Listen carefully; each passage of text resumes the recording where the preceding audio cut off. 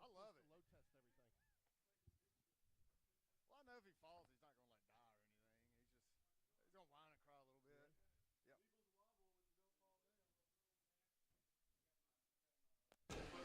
All right, folks, we're here with you. We're going to go doing a little different view today, Rick. We're coming from the press box. From the press box, my favorite.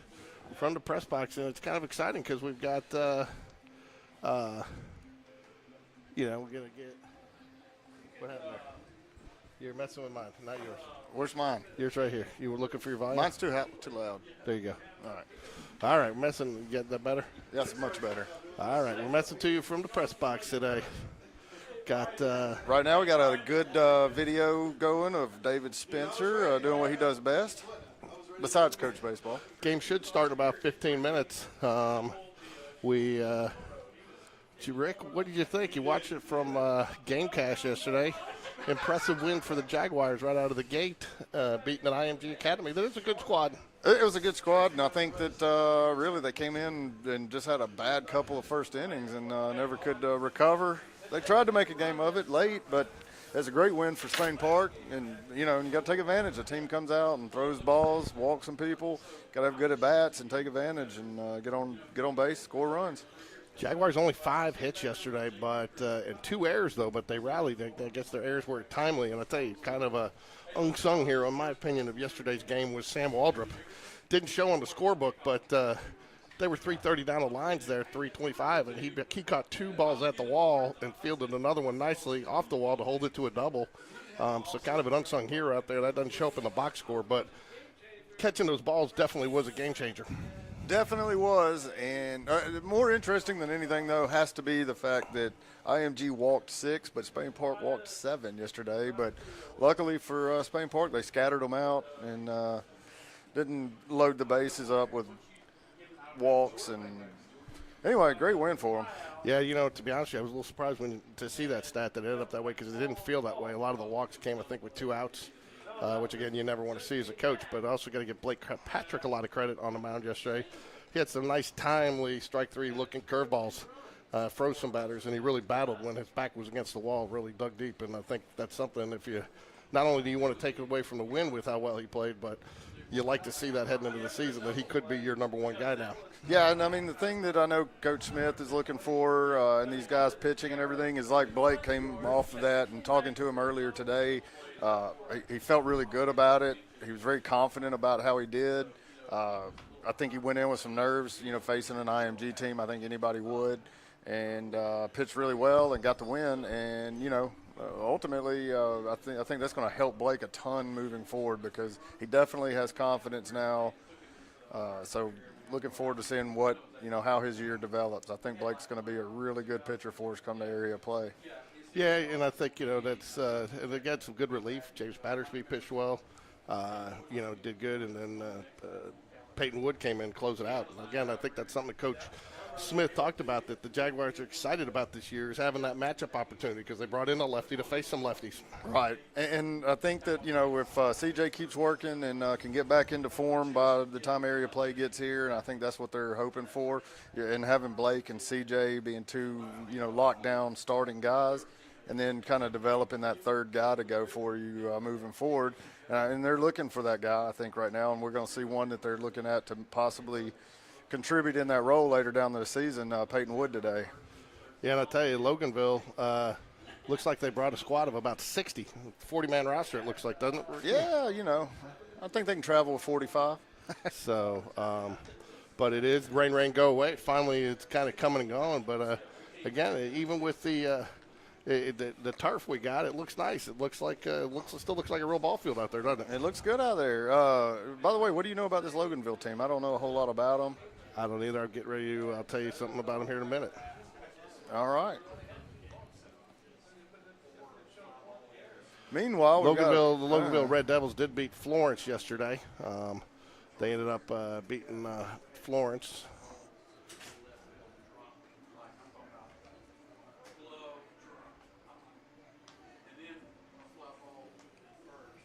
We've got a lot of wind today, though. The wind is blowing out towards center field from left field and across the diamond, but it's been swirling around it with those flags standing up, facing out to center field right now. They were the other direction earlier.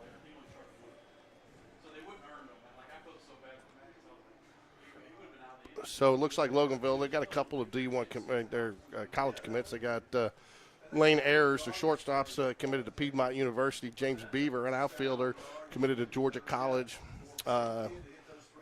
Georgia Tech? Not just Georgia College and State. I don't know what that means. Then you got Jalen Jones, another shortstop on the roster, probably another infielder, going to Western Carolina. Joshua Myers, their left-handed pitcher, going to Georgia Tech. And then you have Tyler Whitley, another left-handed pitcher, going to Eastern University. You have you don't happen to have a lineup for Loganville, do you? We will in a minute. All right, let's see if we can find one.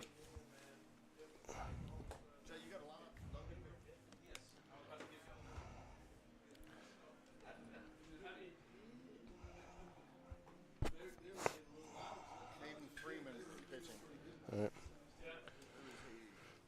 Loganville beat the Florence Falcons 10-3 yesterday, so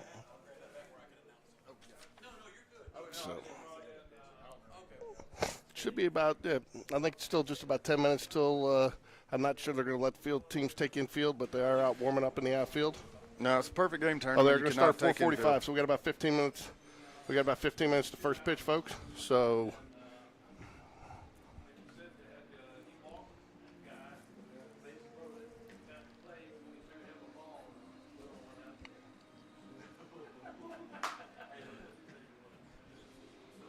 we're going to start the clock timer again, so we should be starting here in about 15 minutes.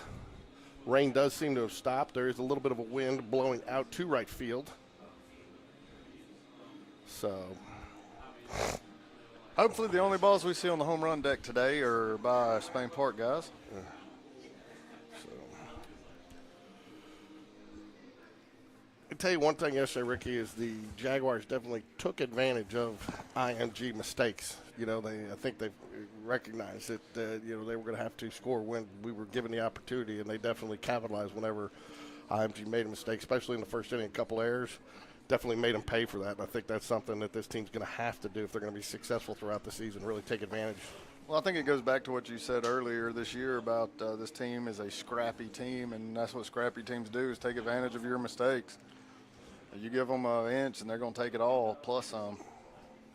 Hey, there's Cahalan coming rolling up with the whole Cahalan crew. See what kind of crowd we get in this fairly miserable weather today. George's the only person here in short sleeves. Probable starting pitcher for today for the Jaguars is going to be Patrick McQueenie, so the lefty. So junior, so had a good first outing, struggled a little bit down in Gulf Shores, but again, when I say struggled, it really wasn't on him. I think he gave up 6 runs in 2/3 of an inning against Gulf Shores, 0 earned, So they just had to get him out of there because of pitch count. But defense isn't helping you out when you get 6. They score 6 runs and 0 earned, right? Yeah, it's got to be tough to give up 6 runs unearned. I mean, it's tough to give them up earned either, but it's really tough to have to watch runs keep scoring that you can't do anything about. And I think that's the first thing you look for to see what he does here coming out. Make sure he doesn't try to press a little bit too much, that's still not in the back of his mind. I don't think it would be, just knowing what I know about him. He had a great winter, and he had a great first outing. Pitched well against Pelham earlier in the year. But again, it's tough when you're out there, you're dealing, and the next thing you know, you're out there having to get 6, 8, 9 outs, to get out of an inning, and pitch count gets up there. Did he close out yesterday? No, Peyton Wood did. Peyton Wood, okay. So he did it nicely. Came in, got the out, and got a fly out, and then a nice ground ball back to the pitcher to close out IMG Academy. It does it.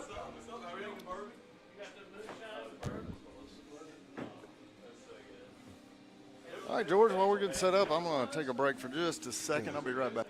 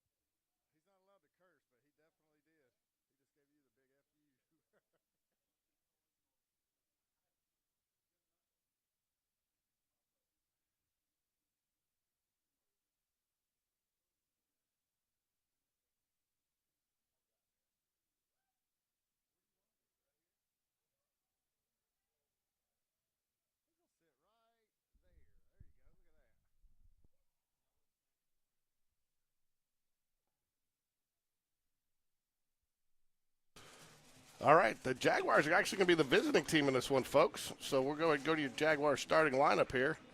All right, leading off for the Jaguars, Aiden Burke, shortstop.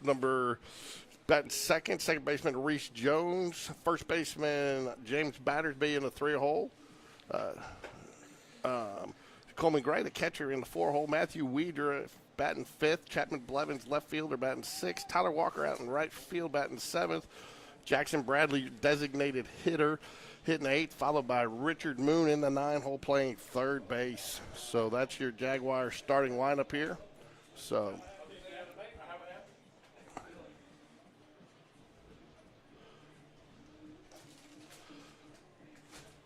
little different view tonight, folks, just because we are inside due to the weather, and needed to make that happen to be able to broadcast today, because it was just going to be too much of a challenge with the rain. So we didn't want to.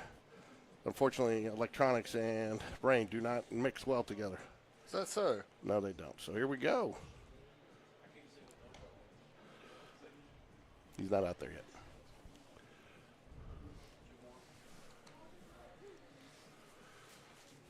Umpire dressed nice and warm. He's prepared to be here all night, Rick. So I guess what do they do? Coin toss? Is that how we ended up getting batting second here? That's my guess. I really have no idea. You have a perfect game rep down there, though. He can probably tell you that. Yeah, so I'm going to go ahead and take the so here we go.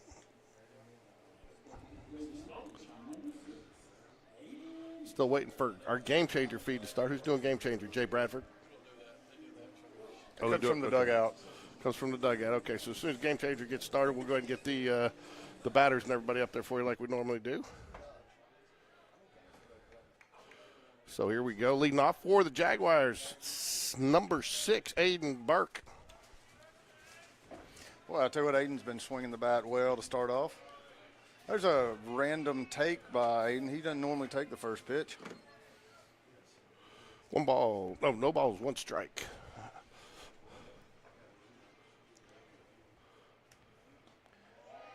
Decent looking curveball, misses inside. Ball, 1-1, evens up the count. So that Hand me my curveball, keyboard over there, will you? My keyboard.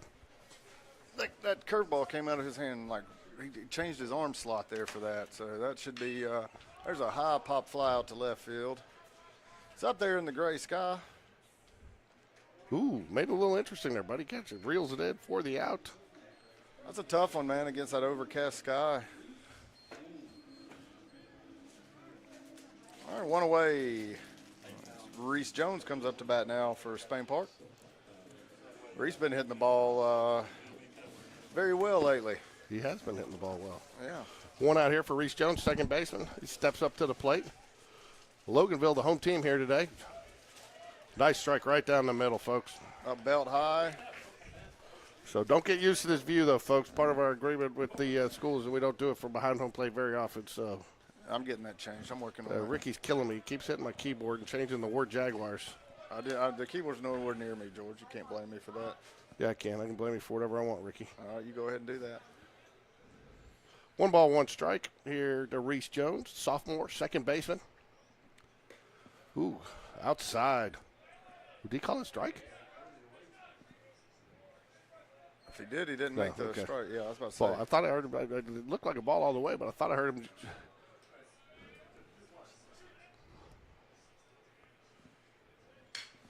Fouls it down the right field line. Pitcher velos between 79 and 81 so far. On his fastball. 2 balls, 2 strikes.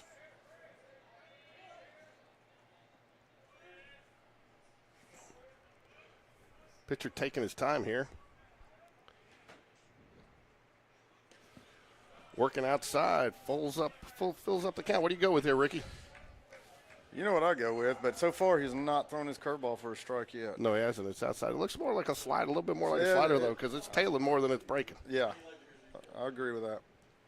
He tried it, and Nice. guess what? Reese Jones is on base, and did we care how he got there? We do not care how he gets there. Do I care if he gets a hit or a walk, Ricky? You do not. I do not. I'll tell you what, too. You quit messing up the keyboard. Man, you're doing it. You did it again, Ricky. I mean, this is a professional broadcast. You're killing me today. That's what I'm here for, George. I'll tell you what, you got to be impressed with the discipline of the sophomore. He doesn't play like a sophomore, but to be disciplined like that, a game like this, take that pitch. It's a good at bat. Got James Battersby up to bat now. James has been hitting the ball fairly well. I think he's got a lot more in the tank. Once he gets rolling, yeah. Well, he has been rolling, but several of his outs have been hit right to the guy. Wherever it is, whether it's outfield, infield. He really sat back on one nicely though yesterday, and Reese Jones ball down the middle. Reese in safely by a couple of steps. So what do you think? What do you do there, Ricky? Do you like to take there on the ball right down the middle with him stealing? Or you think, some people say you swing and miss. Distract the catcher a little bit. Some people, obviously, it's not a true hit and run there. That was probably a true steal, so you don't want to double them off. So where do you go there? What's your philosophy? Take or swing there? I like taking, especially when he gets a good jump like he had. And I say, there you go. Oh, no, I thought that had a little more juice on it. Moved the runner to third, but not before. Looked like the ball came right off the end cap of the bat back to the pitcher. Coleman Gray up to bat. Coleman Gary's another guy that looks like I like Doug Cole's analogy last week when we were at the beach. He said it looked like a beach ball. I normally say watermelon, but I'm going to stick with beach ball because I'm hoping it's going to get a little warmer here today. I don't think that's going to happen for you, George. I'm no meteorologist, though. Nice. Strike down the middle. That was one. That's the one I was talking to some guys earlier. It's great to see them going up there looking for that first pitch fastball right down the pipe. So for the Red Devils, Hannah is your catcher. Freeman is your pitcher. Boland at first base. Ayers at second. Jones at short. Seegers at third. Kenny in left. Beaver in center. Followed by Kenner in right. That's your Red Devil defensive set. There's a curveball for a strike. He's going to get that one again. It's still, though, it had some movement on it, though, but not unhittable. No, it's not unhittable at all. And, I feel like he should have been set. He got ahead of him with the 0-1 fastball or 0-0 fastball, and he went straight to it. I think he's going to get it again. I want to thank the booth crew for allowing us to. Coleman Gray, nice hit. It's in the gap. Is he going to get there? Our ball's dropped. It's in the gap. It should be a stand-up double for Coleman Gray. 1 run will score. Great piece of hitting there by Cole. 0-2 and got a fastball and did what he's supposed to with it. And I think will get an Arnold Bush sighting there, running on the bases. Arnold Bush going to break the Spain Park record. Total bases. Arnold and the oven mitts. It's just one mitt.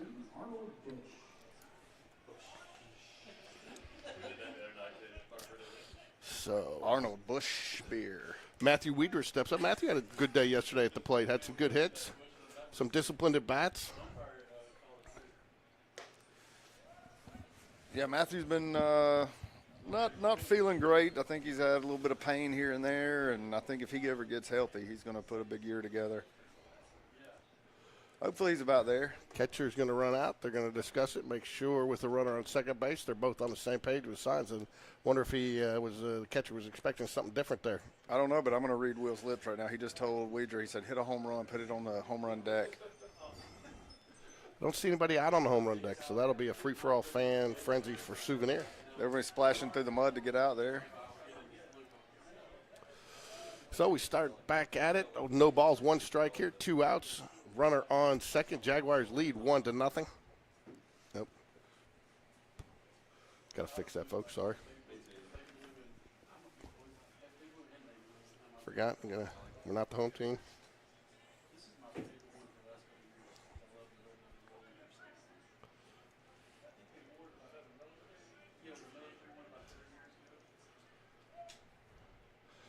There we go. Now Jaguars lead 1-0. Top of the first here. 2 out. 0-1 count to Matthew Weeder at the plate.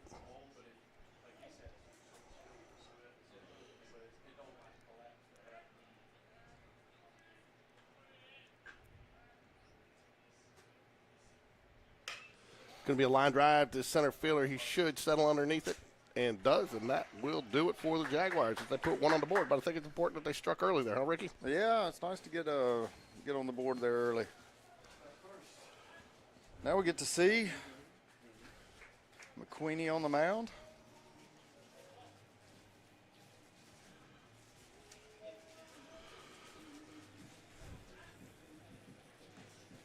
So as we mentioned earlier, junior Patrick McQueenie, the lefty, getting the start today.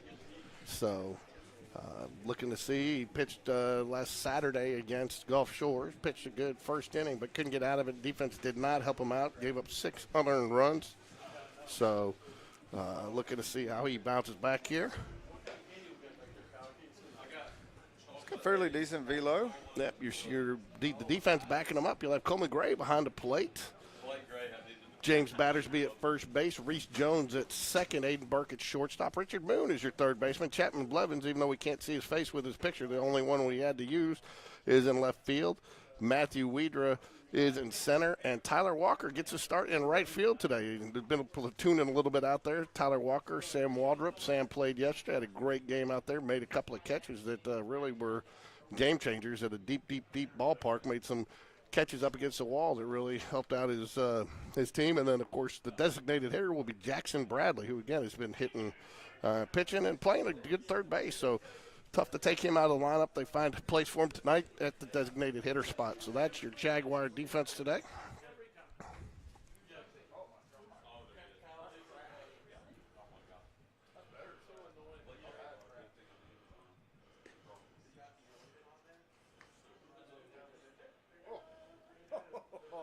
So we go into the bottom of the first.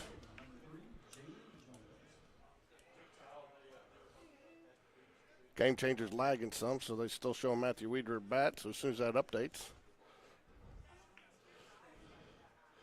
Shortstop Jones will be batting here for Loganville. Patrick McQueenie working out of the stretch, Ricky.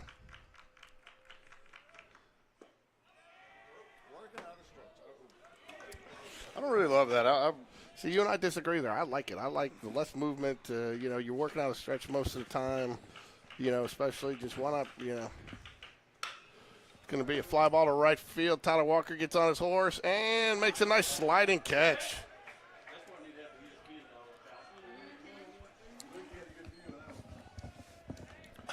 Great sliding catch. He followed that all the way, watched that all the way into his glove. Did he? I couldn't see it. Here, let me do this for you, Ricky. How's that? Is that better? Can you see better there? Yeah, I can see better now. Ricky's complaining that he can't see right field. Your camera lag, though, is... I have no camera lag. What kind of internet? We have dial-up? We got game changer lag is what we got.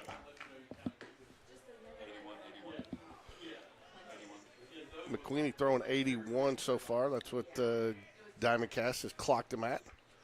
So now batting is Beaver, number 30, the center fielder for Loganville. 2 balls, no strikes.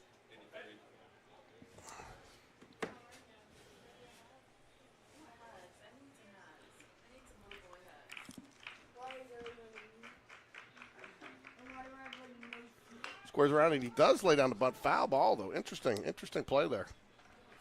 Never been a big fan of the bunt, especially in wet conditions like that. Ball's not going to roll unless he's a speedster, but I think he would have gotten out on that if it had rolled. We probably wish that one had rolled fair. Well, he probably wanted to roll about halfway down or better. Ultimately, I think he was trying to push it down the first baseline. You want it to go about 2/3 of the way. Oh, we got some charge in the background. A little high. Well, that's a good pitch. I like that pitch. I did like that pitch. A little high, though. 3 balls, 1 strike.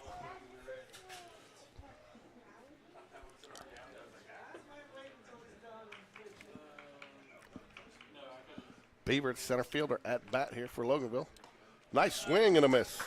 Evens the count up. Oh, no. Is that 3-2? 3-2. That was pretty aggressive. I like the aggressiveness on the outside corner fastball, knee-high pitch. Will they call a curveball right here? If they did, he shook it off.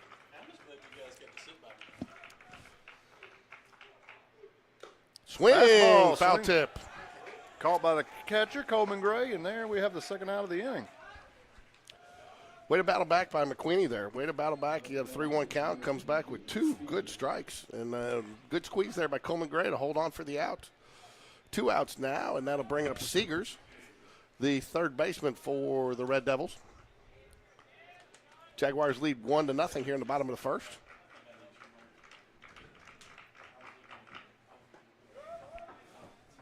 Inside low just a little bit.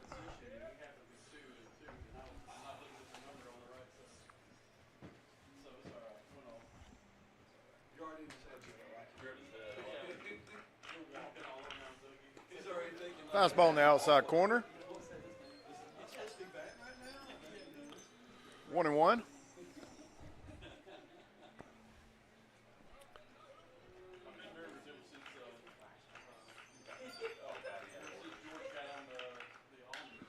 Fouls it back out of play. 1 ball, 2 strikes. What are you bringing him here, Ricky? Well, so far he's thrown nothing but fastball, so I'm guessing that they don't either have confidence or they're waiting to throw an off-speed pitch, but I would love to see something off-speed, even if it's just a changeup. I mean, I love a changeup. I don't know enough about McQueenie really to know what he throws. My guess is a fastball up in the zone. Right down the pipe, fouled down the right field line, out of play. We'll reset and do it again here. 1 ball, 2 strikes, 2 out here, bottom of the first. Seegers is your batter. McQueenie is your pitcher. Coleman Gray is your catcher. I think McQueenie's lucky to get away with that one. He got that 1-2 pitch over the plate a little too much.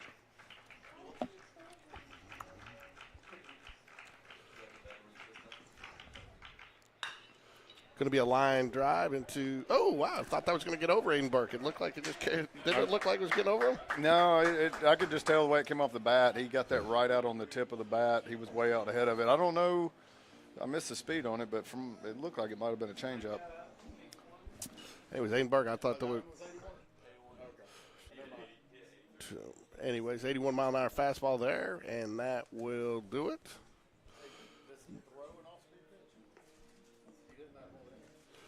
Due up for the Jaguars here will be Chapman Blevins, followed by Tyler Walker and Jackson Bradley in the hole.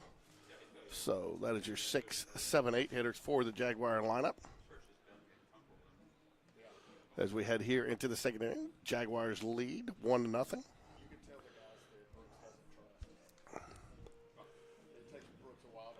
No, folks, it's not a mistake. Jaguars are the visiting team here with with being a tournament. It is a coin toss situation, and I don't know if we won or lost the coin toss. Probably lost it since we're the home team. They're the visiting team.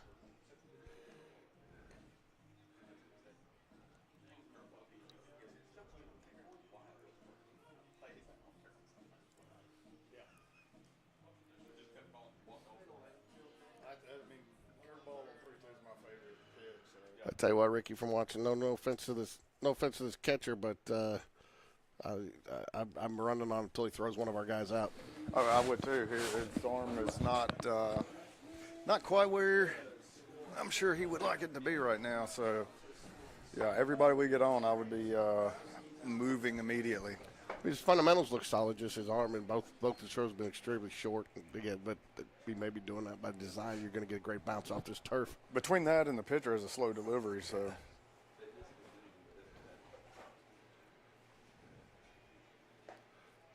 Strike right down the middle. Chapman Blevins at the plate for the Jaguars.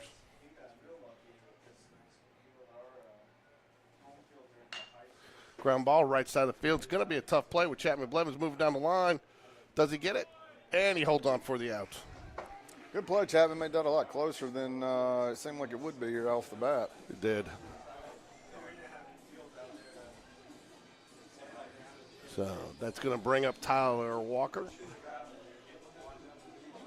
It's a big time right here for Tyler. I'd like to see Tyler put one in play and get on base. Good wheels. I think Tyler's due for one.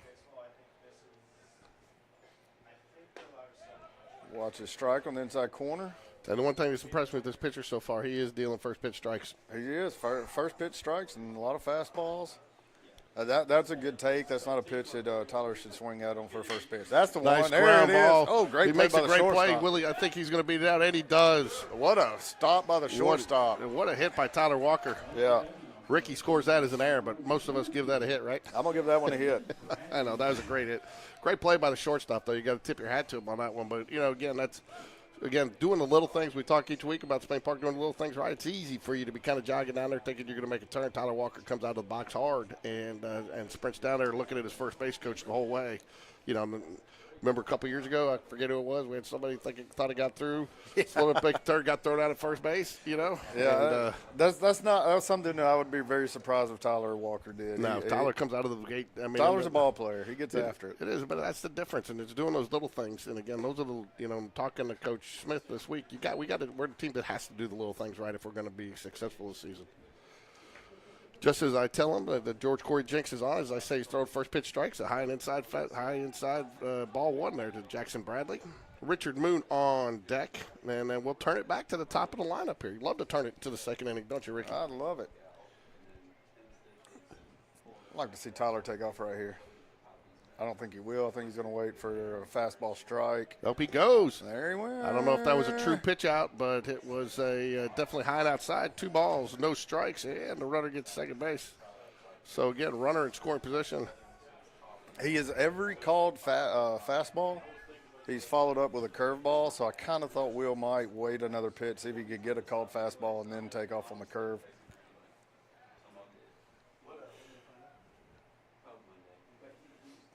Or slider, I should say. And there's a high fly ball. Made the catch out in left field. That was a good pitch for Jackson Bradley's swing. He just missed it. I mean, that was fastball right down, belt high, and I think he had a good swing on it. Just got a little bit under it. It was what he's looking for. He just got out just a little bit quick on it and got the end of the bat under it. Quick, isn't that your middle name, Ricky? That is my middle name, Quick. Ricky Quick. There you go. All right, Richard Moon steps up for his first at bat today. We got 2 outs here. Runner on second base. Jags would love to add another one. Ooh. I think he was going, and I think they knew it and almost got him, but good get back there by. I don't even know if he was going. I think Tyler just got a little bit confused there on the delayed turn. It almost looked, too, like I'm not sure it would have been a balk, but he looked like he was getting ready, and he almost looked like he delayed that to the second base. Oh. Hard hit ball right to the third baseman. Good stop over there, and that is the third out. And the Spain Park Jaguars leave Tyler Walker stranded at second. Jag strand 1 as we head here to the bottom of the second. Good baseball so far, though, Ricky. So far. Like to see what we've been. As a little bit of a Spain Park homer, I hope the game's not really a good game. I personally like it to get out of hand early, but I'm prepared for it not to. Now, don't go to being Doug Cole on me. Doug. Last time Doug had us run rule him in the first inning, and then we didn't get a run the rest of the game. I just said I hope it does, but I don't expect it to. So far, that's the opposite of what Doug did. Through 2, Jaguars 2 hits, 1 run, no errors.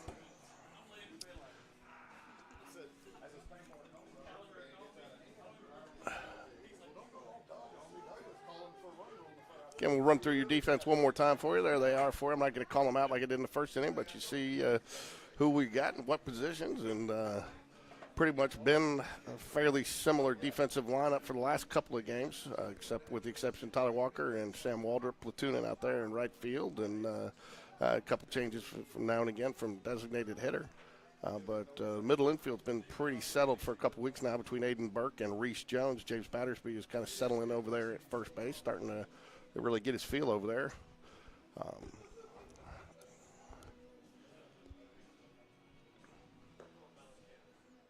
Hey, Jay.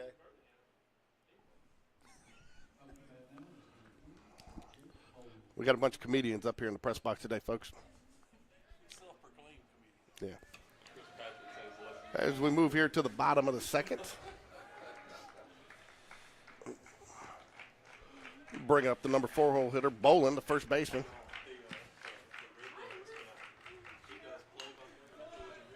Fouls it back out of play. Strike 1. Tell you what, I like McQueen. He's pumping the zone, man. Throw strikes, man. That's what it takes. That's what it takes. That's what we're going to have to do is throw strikes. I tell you, you and I talked about it last year. Remember Ryan Vermillion, 7-8 player of the year, or playoffs MVP? Yeah. I mean, he didn't have a huge velocity, but he got a scholarship, and he throws strikes. He actually had pretty good. He was the only guy on that whole Vestavia team that threw over 80. Yeah, but he was in the 85, 87 range. Yeah, but he threw strikes, and that was the difference. Oh yeah, he had good stuff. It was the best stuff on that squad last year. Don't mind that miss right there, folks. Right out, just off the outside corner. A little better pitch with an 0-2 to get him to chase, but a very, very, very good pitch right Probably there. frustrating for the Spain Park coaches, though, because that's been a strike all day by this umpire. There's a ball up the middle. Fielded by Aiden Burke. What a play. Did he get him? He did. What a play. That's fantastic footwork and glove work by Aiden. Aiden made sure he had his feet set and had it. I'll bring up Keener, the right fielder for the Red Devils, with one out here. McQueenie sitting on 16 pitches so far through 1 1/3 innings. By the way, George, I talked to Chris Clemens the other day. He said he and his son Charlie go home and watch the games almost every night when they're on. That's nice. Thought you'd like to hear that. Great pitch right there, and I think you just missed your first curveball from him, Ricky. I didn't miss it. Yeah, Chris texted me the other day at 7:30 in the morning, which I loved because we couldn't stream yesterday because they were on the stadium field. Nice swing and a miss. And asked if we were doing a game, and unfortunately I had to tell them no because I knew on the stadium field, they had their major production set up. But, of course, what do? They don't have it set up for the first game. So. I believe you dropped the ball. Nah, not me. It was you. All right, I'm coming back with a curveball right here. This guy's been fooled on both pitches. He went fastball up and away, didn't chase. Not a bad pitch. No, you like the up and away fastball. I like it up and in right there. The up and in just kind of sits on your eyes. Really up down the middle, then about a foot above the zone. That's the one that's really hard to lay off. It just looks so good. Got to give him something to chase, though, here. Well, not now. Now you got to get something near the zone. I know. 2 balls, 2 strike. Counts even up, 1 out here, bottom of the second. If he throws a breaking ball for a strike, it's an out. No, that was not a strike. That was a hit the bull pitch. Good thing nobody was on. I don't know how he laid off that one. I don't either. If he had hit that one, he would have gotten a free steak. Keener is your batter. It's full count here. 21 pitches from McQueenie here in the bottom of the second. I think you would have needed about a 52-inch bat. You don't want to let this guy off the hook after start 1-2. Oh, and he did. Oh, and he gets him on the inside corner. Ooh. 82 on the strike on the inside corner for McQueenie. Don't think the batter was real happy with that one, but I don't blame him, but I'll say this. He got they called a ball on a pitch. He's been calling a strike all day on the outside part of the plate. So. Johnson is your batter. He is going to be your designated hitter, I believe. No position listed, so starts off with a 1-0 count.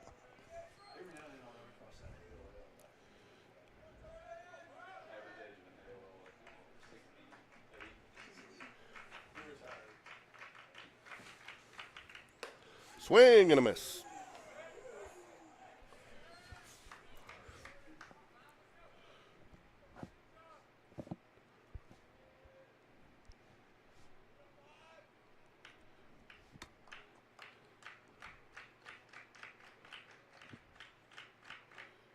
High. So what you seeing, Ricky? What do you like? What's your concern here? Yeah, he just kind of lost his zone a little bit. He's missing high a lot, and then it seems like when he's missing down, he's jerking and pulling it in. 3 balls, 1 strike. I think I've done this joke with everybody. What is it? What does a coach hate more than a loss, Ricky? 2-out walk. Yes. I'm sorry, I'm gonna laugh later. There it is. Comes back though. I tell you, that's pitcher knows he's probably not swinging. He wasn't there. Brought him a nice little fastball down the middle, but now full up with 2 outs. The battle of wills right here. Who wants it more? Swing and a miss. Gets him strike 3 through 2. McQueenie's faced 6 batters and retired a ball. 83-mile-an-hour fastball at the bottom of the zone, right down the pipe. It's going to be tough for any batter to hit. Definitely don't think he was looking for that pitch. Jags will turn it to the top of the lineup. Aiden Burke, followed by Reese Jones and James Battersby, your 1, 2, 3 hitters. Start it all over again. Aiden Burke 0 for 1 on the day.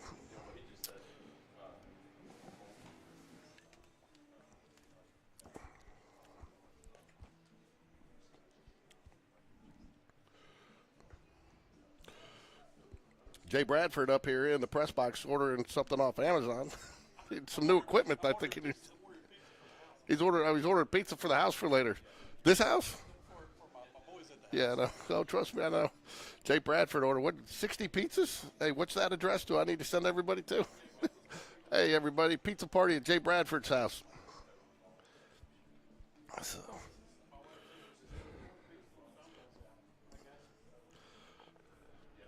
Chris, thanks for the shout-out. Catcher for Loganville is terribly slow on the transfer. Just turned it on. Yeah. He is. We talked about that. Always love to get text messages and chats in there. So, and actually, Ricky, that's one thing we are going to start this week. I didn't get a chance to announce it yet, but I'm going to start getting people to, if you want, and we'll get the Coach Smith show out tonight. I'm sorry, folks, a little delayed on it this week with some travel, but it was a good show. We'll have it out. But if you start DMing in a question to Game Day Sports Radio Instagram, our Instagram page, which most of you subscribe to, because most of you, that's how you get to the broadcast. If you want a question, us to ask Coach Smith a question on Tuesdays, go ahead and DM your question into us, and we'll try to get it asked if you want to know something or what he's thinking. So as we move to the third here, Aiden Burke is up. And there's Aiden swinging at that first pitch. That's Aiden's thing. I talked to him about that the other night. We went out, took him out for dinner on Wednesday night or Wednesday night before the game. We talked a little bit. I asked him, and he said he just feels like he's a better hitter when he's more aggressive right out of the gate. Yeah, well, I talked about it with him before the game today, and he said he just can't help himself. He said he's sitting on that fastball, and if he gets it, he wants to hit it. He's disciplined. I actually asked him, too, the coaches, because remember last year we talked a little bit with Matthew Weeder. Remember the coaches wanted him to see a few more pitches, be a little bit more disciplined, and that's when he really kind of turned it on. And I asked him, but he said no, because I think that's the difference probably a little bit between being a junior and a senior. To have that little extra discipline, they give you a little bit more rope. For sure. Also, this Loganville pitcher, I'll tell you what right now, Freeman has a completely different delivery for his fastball and curveball, and unfortunate for him, he's not been able to really throw the curveball in the zone very much today at all. He's throwing it a lot, but it's just been a ball about 85% of the time. So brisk day out here, but it's nice that the rain stopped. It's good to get some baseball in. Rain, go away. Come again another day, right? Just as long as we're not playing baseball. And the wind's died down, too. Look at those flags. They're laid down. Yeah, they are laid down. I'll tell you what. Ooh. 2-2 delivery misses up. Tough take there. Tough take. I think Aiden was hanging on to his. Yeah, the umpire thought about pulling the trigger, and Aiden was hanging on to his bat a little bit, thinking maybe I should have swung at that one, but it works out. It worked out for him. I think Aiden had to be quick not to run to the dugout. So 3-2, fouls off an inside pitch. What probably could have been ball 4, but again, too close to take, and a good battle by Aiden Burke. Looks like he's heading up to the north face with the full, wool hoodie on. You'd be out there in shorts and a T-shirt, probably a tank top. Fouls off another one. Good battle of the bat here for Aiden Burke here.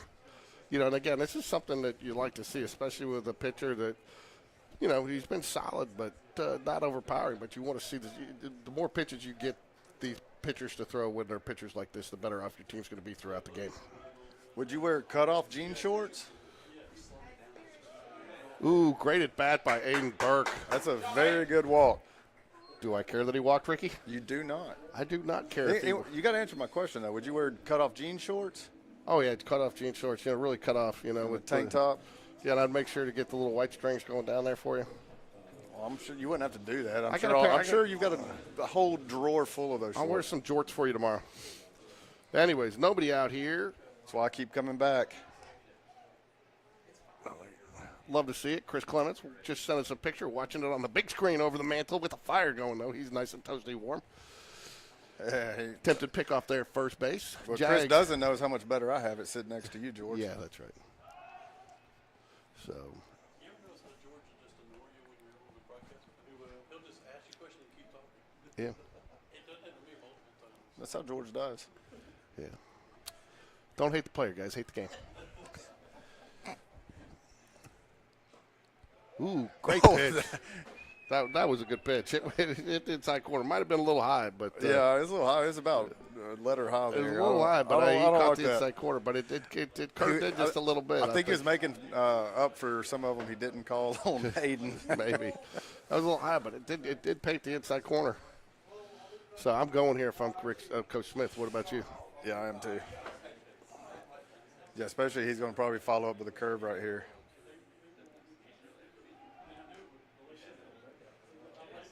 I'll be interested to see because in the first 2 innings, he followed almost every called fastball with a curve or a slider. So be interested to see if it changes the way they call pitches now with runners on base. Didn't go swing and a miss. Got him fooled him with a little off-speed pitch there, Ricky. He was out ahead of it, wasn't he? Yeah, it showed 78 on the radar though, so that's close to his fastball. I don't know if that was a changeup or his fastball's only been 81. Try a little hit and run here. It'd be a good spot for it. And, yeah, I like it with 0-2. I like it with 0-2. And Reese has shown he's disciplined enough, and then Aiden's fast enough. You know, and again, if he goes with a curveball, tries to get him to chase, you might get the runner there anyways. I like a half hit and run, you know. Kind of safety. Safety? Yeah, safety. If it's near the zone, swing away. If it's a curveball in the dirt, just let that sucker go. Coach Smith did give Reese Jones some verbal instructions there. Came down, walked down, talked to him.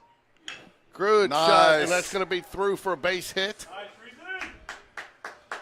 Sat back on it. Shortstop unable to corral that one. Surprisingly, though, he's made a couple of stops I think that were easier than that one today. Felt like he gave up on that one. You mean harder than that one? Yeah, that's what I meant. Yeah, well, I think, it was to his side, and I think he just didn't get the bounce he was expecting. He reached out for it. But, again, base hit nonetheless. Jags with 3 hits in the game so far. Runners in business, runners on first and second.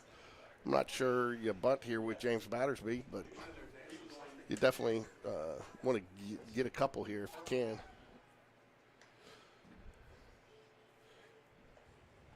A lot of throws to second. His kick there, too, Ricky, is a little close, you know? It looked a little borderline there to me. So do you, George. Yeah, no.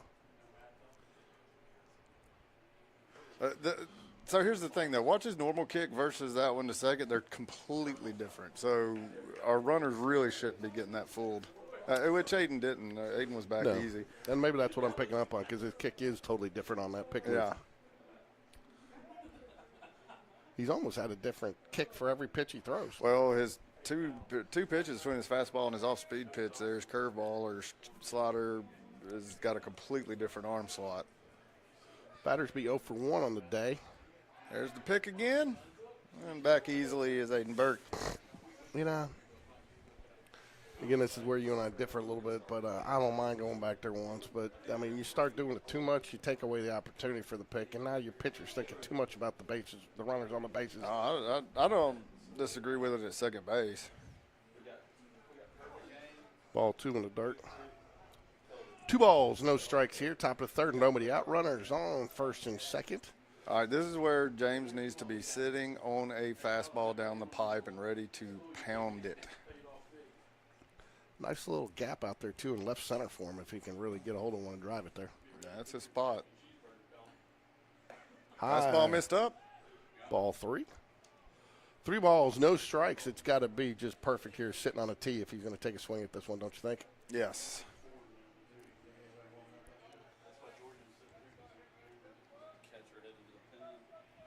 And if I'm Loganville, I am telling this pitcher not to throw a fastball in the zone. Loganville sending some players down to the bullpen, getting some action going.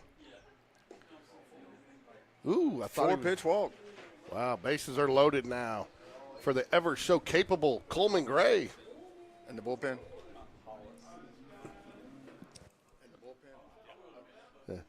Coleman Gray, who had a nice stand-up double in the first inning, lone RBI for the Jaguars to this point, comes up with nobody out and bases loaded. So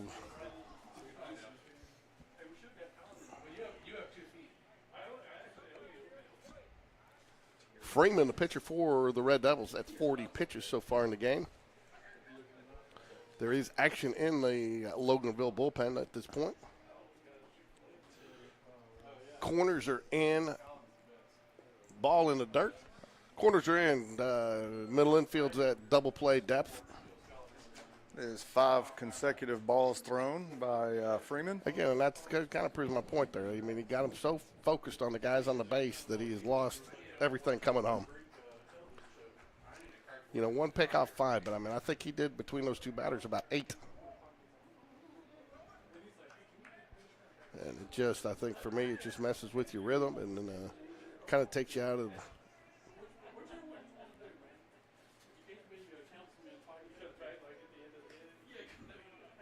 All inside, 2 balls, no strikes, no place to put them, Ricky. Well, there's a place Do to we put mind him. if he walks in a run? We do not. We do not. We don't care how we get that running as long as we get it in. George, when I point at you, you answer. Hey, there's a strike. Curveball in for a strike. Yeah, it was high, but he's called that high one twice.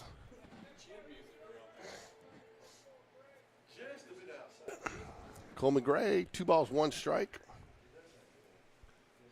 And a pick to third.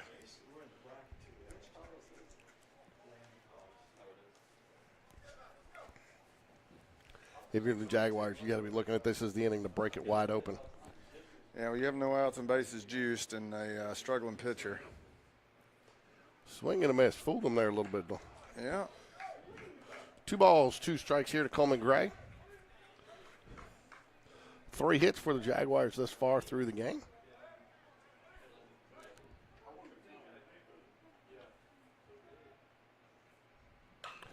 Fouls off, an inside pitch. Okay, ball 3, but just to be sure, Coleman went ahead and fouled that one Yeah, out. he's called that inside pitch a couple times. I think you got to swing at that one. I agree. Probably a ball, but I think that's one I don't think you can take a chance with bases loaded. Right, that's what I was saying. Coleman didn't want to take the chance. Don't let the umpire decide your fate. There's ball 3, a couple feet outside. Yeah. Easy take for Coleman. His arm slot on his curveball's here, his fastball's here. It's like completely opposite.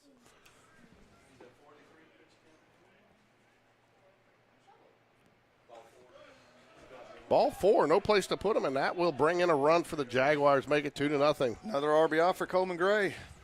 Yep. And you're bringing up Matthew Weeder. That's going to bring a visit to the mound from the Loganville coach.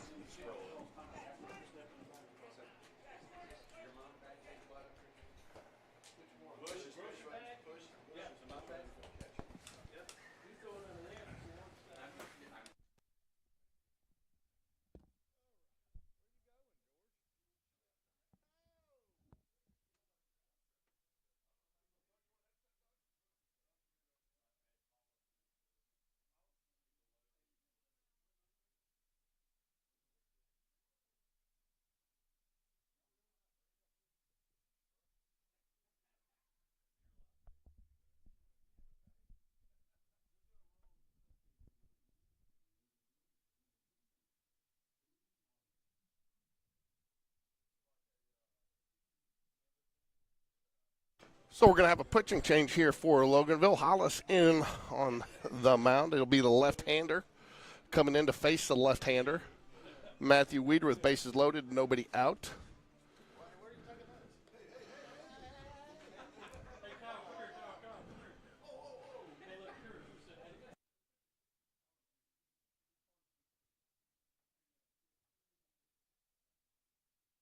Welcome back to Jaguar Stadium. For the past 10 years, this place has been like a second home for us, and we are proud to be a part of this community. Last year, I moved my wealth advisory practice, RFG Advisory, to Inverness because we believe that investing goes way beyond the stock market. It's about local support, planning for a better future, and serving our neighbors. So let's enjoy these Jags and their relentless forward progress. Go Jags!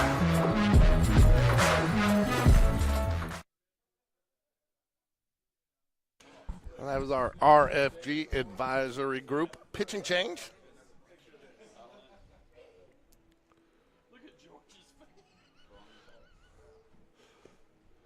Probably Imperial. I feel like every golf has Imperial. Have you ever ordered from Imperial? So you order from them, custom make any hat you want. Pick the rose, pick whatever. I made some for work. They're like $30 each, and then I told them, they're like, "Oh, you get 50." They were like, whatever. $8.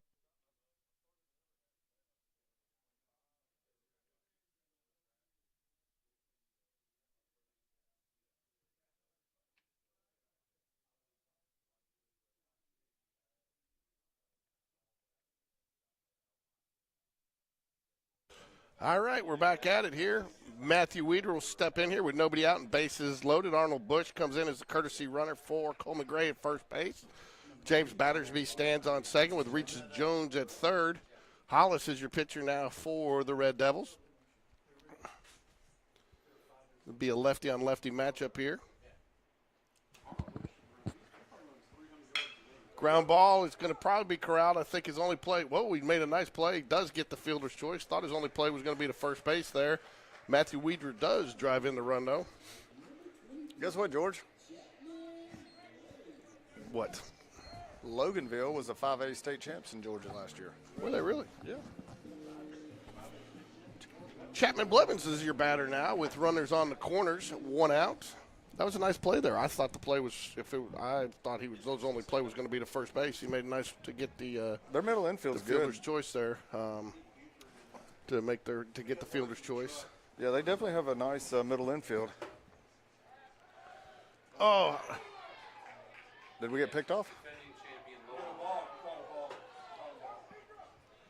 he calls a balk. Yeah.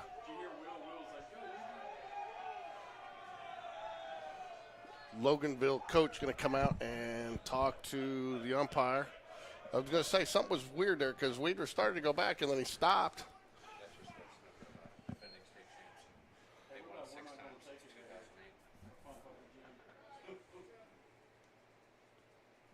Yeah, this is interesting, George. Loganville won the 5A state championship last year, and they've won it 6 times going back to 2008. Wow. Well, there's definitely some talent in this tournament. I mean, that's why it's called the Perfect Game High School Showdown. I mean, there's teams from all over the country coming in, a lot of them, and teams from South Florida. But umpire's still going to confer about it. I'm not sure what there's to talk about this long. Don't see him reversing the call.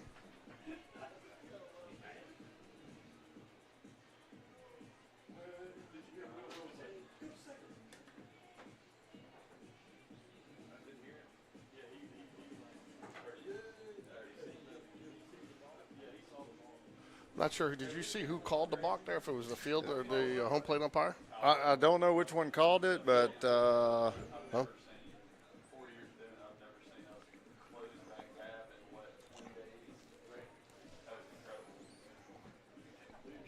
I'm not sure what they called it on. And from here, I can't tell where his right foot came down, but it looked like He slid a little forward, brought it down, possibly. brought it down a little bit in front. yeah. So Either that or he had a weird pause delay, and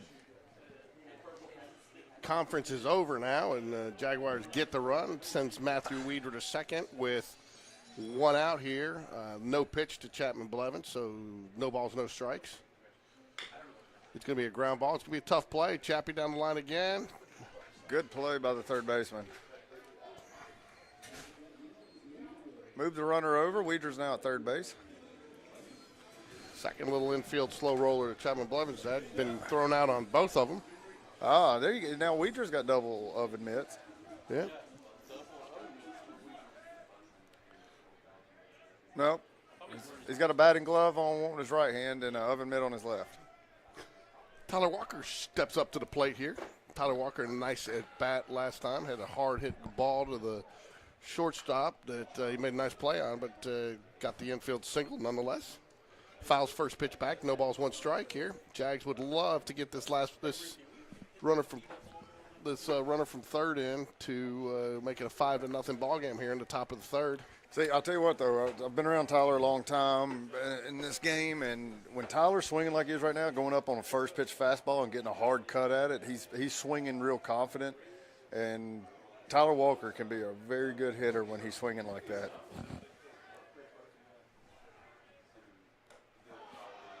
One ball, one strike. For those of you who just joined us, the Jaguars are the visiting team tonight. It's a tournament, coin flip situation. Jaguars lost coin toss, so we are visiting team here at our home ballpark. So that is correct. Outside, 2 balls, 1 strike. I'd say that's one thing these Loganville pitchers, Ricky, when they miss, they've been missing big sometimes. You know, I will say that first ball he threw, the second pitch, was pretty close. I was surprised he called that a ball. Oh, there's a run will score. Oh, maybe not. Oh, he's safe in there.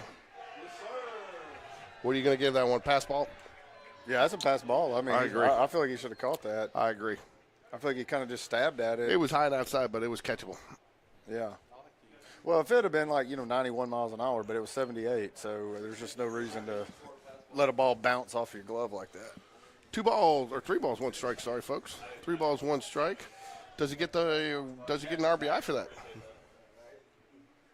He does not. He does not. You're right. There's a strike. 5-0 now, Spain Park. So 3 balls, 2 strikes here. 5-0 all Jaguars so far to this point. Jaguars only 3 hits, though. 5 runs on 3 hits. And swing and a miss, and that'll do it for the Jags here. As we move to the bottom of the third, Jaguars, McQueenie will come in after a nice long rest. Yeah, if you're Coach Dunn, what do you tell McQueenie right here? Just go throw strikes. You got a 5-run lead. Your defense has been playing well. This air is heavy, so I think it's going to be hard for anybody to really get anything out here today. And, there's still, even as wet, this turf is drained really nice with as much rain as we got. Went out there and rolled the ball. I mean, it was a little damp, but not wet like you would think, Yeah. No, it should drain. I watched them build this thing. It's got 18 inches just about of gravel underneath it, so it should drain extremely well. And back to the McQueenie here, I mean, yeah, if you're Coach Dunn, you're telling him just you fill the zone up. Fill the zone, fill the zone, fill the zone. If they hit you, they hit you. Let them put it in play. That's right. You face 6 batters. I mean, they haven't even gotten through their lineup yet, so you don't know where you're. And here's the deal, too. You just want to fill it up because you're hitting 7, 8, 9. All right, now it's not to say that 7, 8, 9 can't be a potent part of the lineup, but there's a reason there's 7, 8, 9 as well, too, right?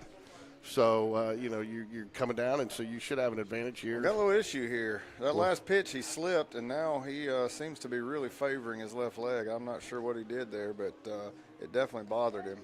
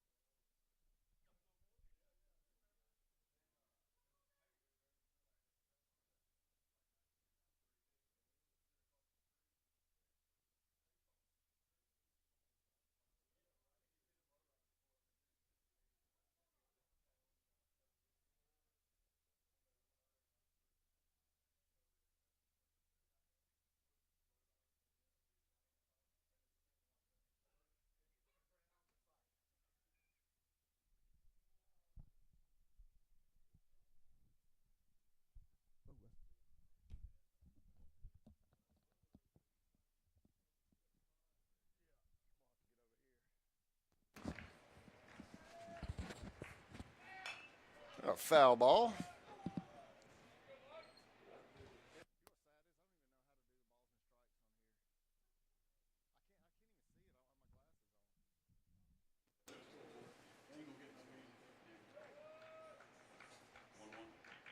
Got a 1-1 count, so we'll get it up on the scoreboard here shortly. George stepped out, and I don't know how to operate this amateur setup he's got going.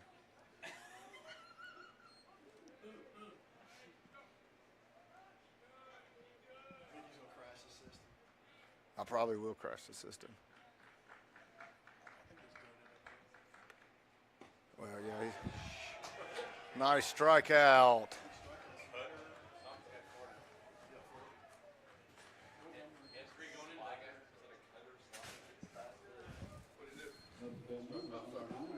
George, I was trying to do balls and strikes, but I can't figure out your. Yeah, struck him out.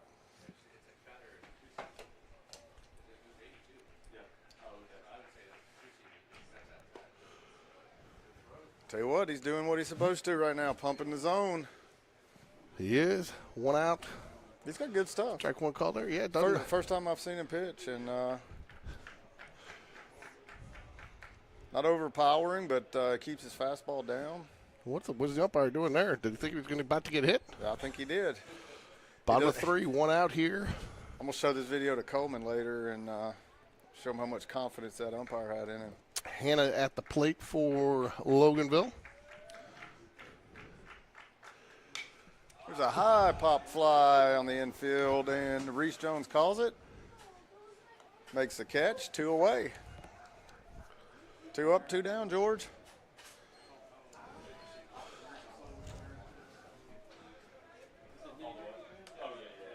You ran up those stairs, didn't you?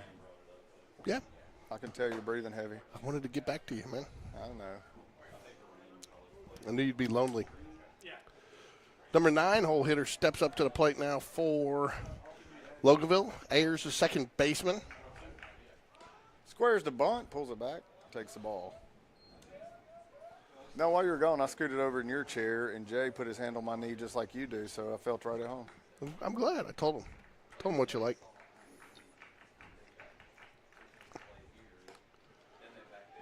Another called strike. 1-1. That was a nice pitch right there. Tough pitch to hit, high out of the zone. Not out of the zone, but high and on the outside part of the zone. You're not going to get a lot of high school hitters that even swing at that unless it's 0-2 or 1-2. So that's the one right there he's got to eliminate, is that one where he gets quick with his motion and jerks the ball. Yeah. But he's not doing it a lot. He just sneaks in there occasionally. 2-1 count. There's a fastball in for a called strike. 2-2. What do you bring him here, Ricky? I'd love to see his cutter or slider. I think they said his next best pitch is his cutter. Ooh, fights it off. What you looking at, Ricky? The radar. It's 82. Oh, you can see it, huh?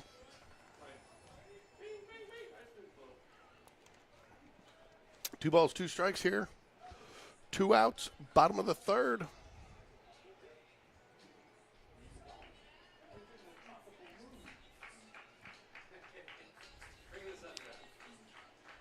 Boy, these new lights are total game changer.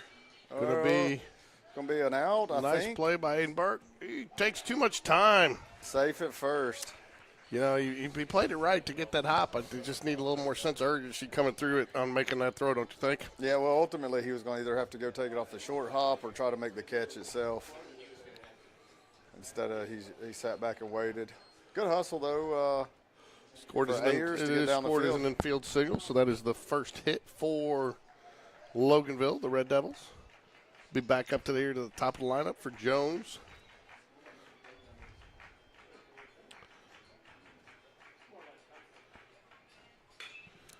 Foul ball. It's going to be fouled down the line. Right fielder might have a chance at it. Tyler Walker into the bullpen. Can't get there. No balls and a strike. Runner returns to first. You know why I stayed quiet on that call, George? Because you can't see it because you're looking through a brick wall. That's right. Hey, man, it was either no broadcast or try to squeeze in up here tonight.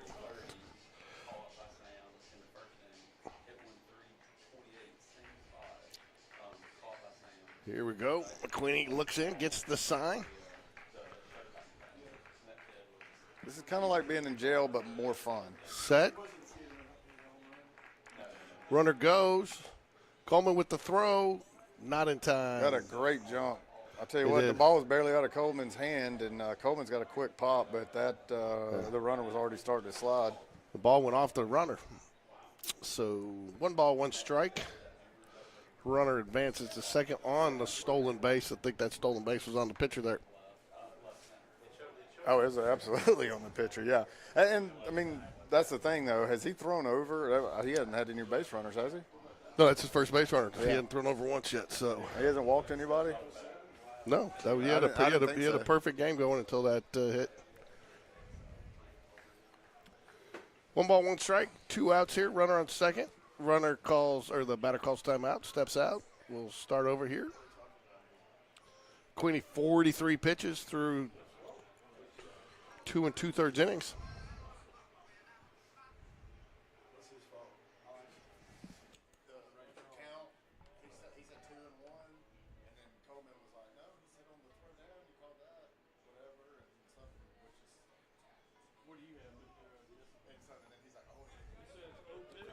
It's 1 ball, 1 strike.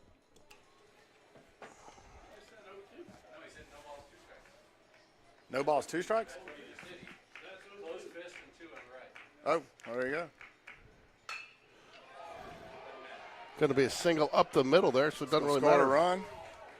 He's coming to second. What is going on there? I mean, what happened in the outfield there? We did a bad job of getting that ball in. Yeah, and I'm not sure. Good base running there by the second baseman was going the whole way there. Maybe, I'm not sure if he thought they will get the run, though. Clears the count. Brings up Jones bring up Beaver. Beaver for Coach Dunn's going to come out and talk. He's moving fast. When he's moving fast, he's usually unhappy about something. Well, I think we just threw an 0-2 fastball down the middle. You don't think that's what he called on the comm? I don't think so.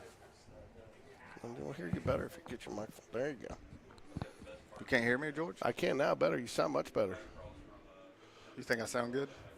Who'd they score that air on? They gave the air to Weedra. Yeah, I don't. Did he drop the ball or? I don't know. I don't know if It shouldn't have been a double. No, and interesting too. They gave the run on. They scored the run on the same air too. So that will help McQueenie there, not give him the earned run because Yeah.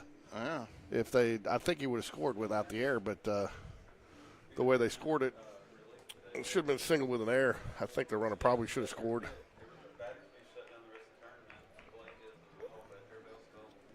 This is the energy, though, that I like when Coach Dunn comes out. He's out there telling everybody, get it together, man. 5 runs isn't going to win this game. Yep. Well, they can see by these last couple of bats that this is a solid hitting baseball team. Yeah, this is too good of a team to just sit on 5 runs and try to coast. And as fortunate as we've been so far, I mean, we only have 3 hits in the game, but we got Right. 5 runs on 3 hits. I mean, and that's really a function of them not playing well. So if they turn it on, we got to get our bats going. Scored on. You got to run on a walk, got a pass ball, on a balk. This is seeing how McQueenie reacts here, responds to this. This is what these guys are looking for. Put him in these. He needs to be in these situations to have him ready for area baseball later in the month.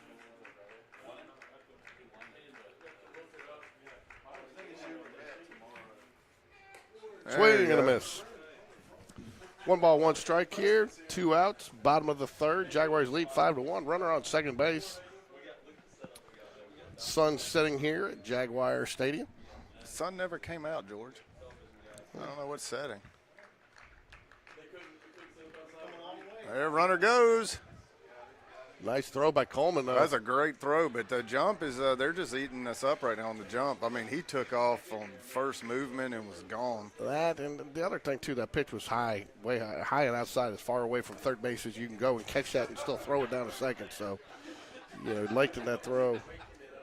So, This is definitely going to be, one of the takeaways from this game is the 2 balls, 1 strike here. 2 outs. Ooh, missed. 3 balls and a strike now. that was outside, even though he's called that a strike about 30 times today. 3 balls, 1 strike. First and second base are open, but you really don't want to find yourself in a first and third situation here. Ooh, yeah, I love to see that happen. I'll tell you, too, I love it with the delayed call there, too, because he waited until he's about 8 steps down to make him come back and do it again. How many times did we see that happen to us last year? Several.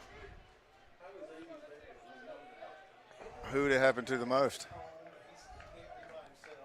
I don't know. Who? Center field? Matthew Weeder? No. Last year. Oh, John Robert Thompson. That's right. JR probably had that happen 5 or 6 times. Yeah. And then Fouled it back. Reset. Full count here for the Red Devils.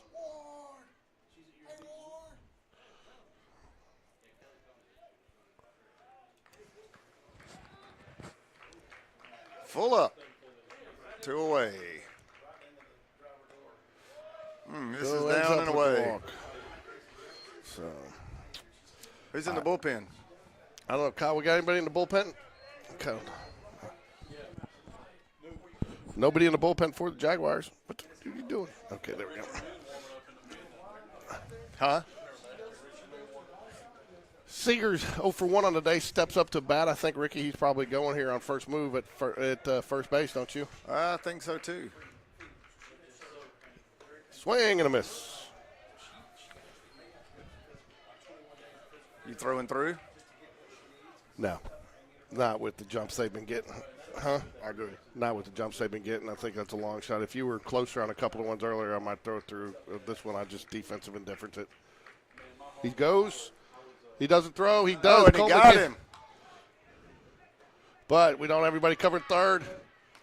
He got him. He got him at third. Nice Great play. play Almost. by Coleman. I mean, that was a tough play almost because, you know, the shortstop goes to cover second base. Aiden had to cover a lot of ground to get back there. Richard probably threw that back home a little quick. Probably should have ran him a little bit more. But ends up working out. Anytime you get an out on a rundown and only make 2 throws, you did a good job. Yeah, it just Aiden had to come a long way because he was going to cover the base, and it wasn't necessarily a called play. And, I mean, how often do you see that play work in high school baseball? Not often.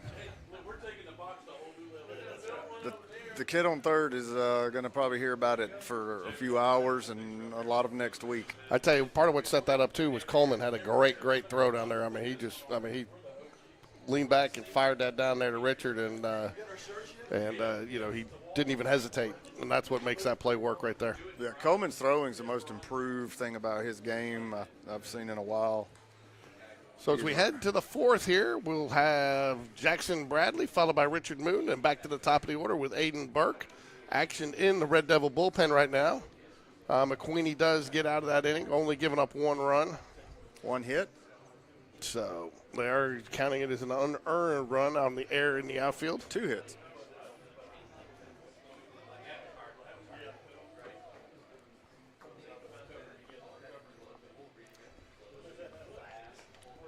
They hand me that one over there.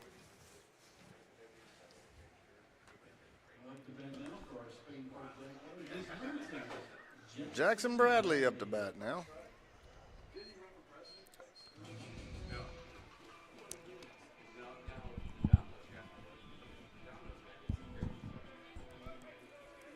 Bradley 0 for 1.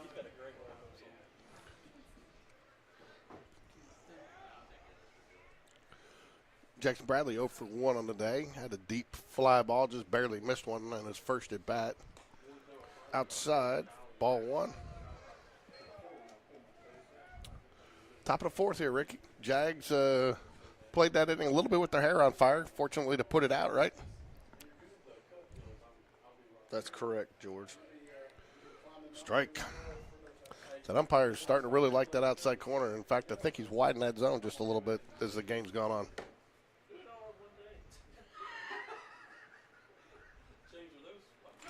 Fouls it away.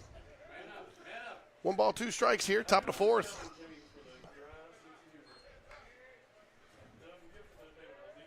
Jaguars love to get that run back.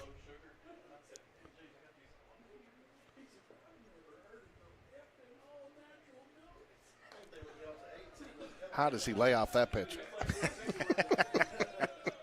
I'm glad he did, though. I'm not sure.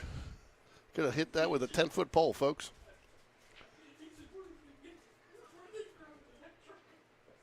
Ball in the dirt. You don't see, that's one thing you don't see Jackson Bradley do. You don't see him chase many bad pitches. No, I hadn't seen him bat a whole lot. Then just agree with me. Okay, I agree with you. There's a new device connected, George. And there's ball 4. Now that's in Tuscaloosa at Cameron's place. All right, so that'll bring Richard Moon. Richard Moon had a nice, solid shot last at bat. Unfortunately, it was right at the third baseman. He didn't even have to move his glove. Hit it on the button, though. Keep doing that, and they will fall. They will. So I'm not sure they sent Jackson Bradley here, especially with the lefty. Tries to bring the curveball in from the out, swinging him way in from the outside, but it's ball. Snap throw down to first base, not in time.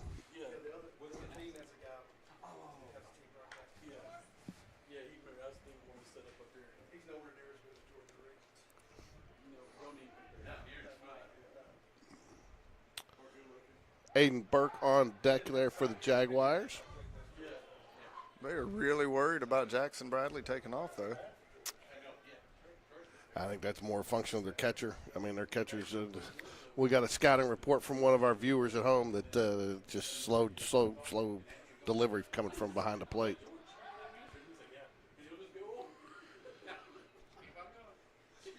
You know, again, if I'm this pitcher, I don't know why you're worried so much about him, especially after you've already got one balk in the game.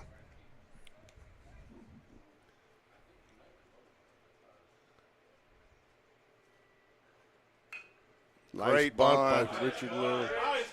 May even bunted for a hit. Nope, got him out on the sacrifice Great bunt. play by the third baseman there, but he moved the runner over on the sac bunt.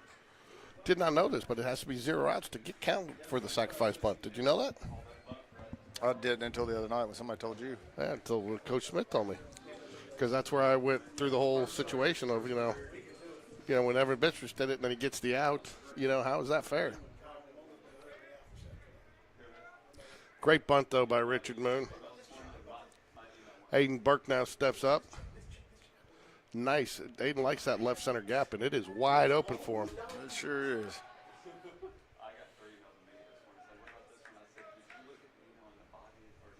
Burke, base on balls, walk last at bat, 0 for 1 on the day. He has scored a run. It's a pitch that Aiden didn't like. I'm glad he didn't swing at it, but it was a really good pitch from the pitcher's perspective. Called strike.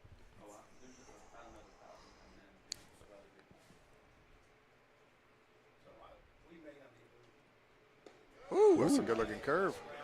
That is. He's been trying to get that to work in, and it looks like it's starting to work in for him.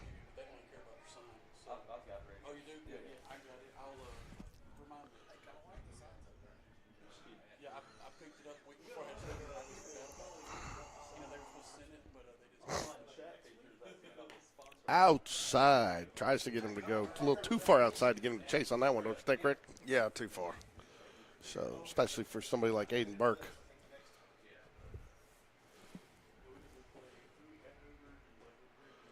Pitcher set. Things will come with that curveball again. There it was. Swing and a miss. Got him at the curveball on the inside corner. He set that one up nicely. Yes, he did.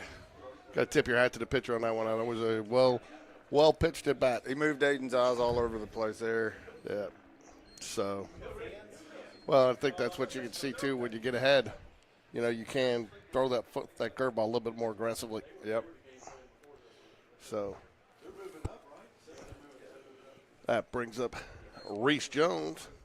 Reese Jones, 1 for 1 on the day with a walk, but he scored both times he's gotten on base, counting for 2 of the 5 Jaguar runs.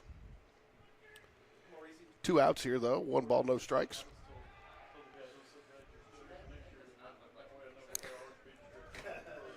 So I tell you, I like how Loganville's doing this too. They're electing to play the second baseman a little closer, which some teams don't, and cutting off that hole with their shortstop. As good as he is, he's an asset over there if you can keep him. Look at this, though. That's a perfect hit right there for Reese. Yep. That'll score the run. Jackson Bradley will come in, and Spain Park gets a run back, goes up 6-1. Yep, and Reese Jones with a great hit. Again, they're just talking about the second baseman in there kind of having to shade If in that he's hole playing- over there if he's right. playing regular depth and regular position. That's an easy out. Yep, so. Again, a great base running there by Jackson Bradley because he doesn't even hesitate. At the crack of the bat, he's going, and a lot of guys hesitate on that. He knows 2 outs, doesn't matter where it's at. He's going hard. He's looking at his coach, and Coach Smith was waving him the whole way.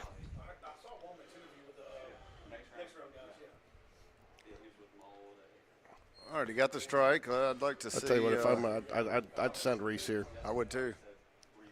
See if you can't steal another run, especially with the way James Battersby's been hitting the ball. Again, it's interesting. I feel like you're getting the curveball here. Interesting, though, it's where they've got the second baseman playing so close to second base right now, withholding the runner on first. Wide open hole over there on the right side of the field. You'd think that they'd give up a little bit more in the middle here, but They're not really, I don't think, anticipating guys hitting the ball opposite side very often. other than Reese Jones like the last one. Right. Well, the only reason I say that is he has been working this outside a good bit, and the outside pitch, that's where you should be trying to take it. I know you like to pull the outside pitch, Ricky, but most people recommend you take to the right side of the field. I hit everything over the fence. I don't care where it's pitched. I just hit it. The fence in the dugout? I just hit it. I just go through hit ball. What's going on here? What do we got going here? Umpires are going to confer on something. I think they felt like he balked again, or the umpire behind the plate maybe feels like he's balking. That's what I said. Where you have one balk under your belt, and it was what I guess they felt questionable. The Loganville did. I'm not sure I'd be working somebody over to first base, taking that chance. Because usually once you get one balk call on you, it's easy to get another one. I wonder if this umpire could walk slower than you. Nobody does. He's pushing it. 1 ball, 1 strike to James Battersby, 2 outs. Reese Jones is your runner on first base. Reese Jones, 2 runs scored and an RBI today.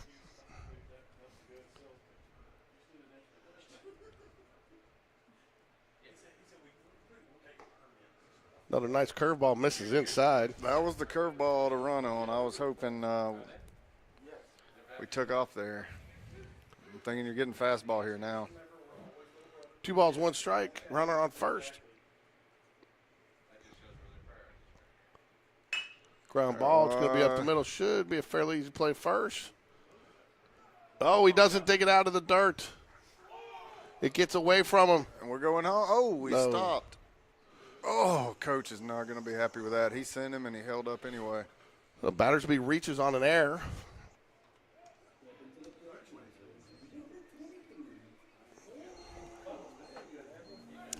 I'll bring Coleman Gray to the plate here.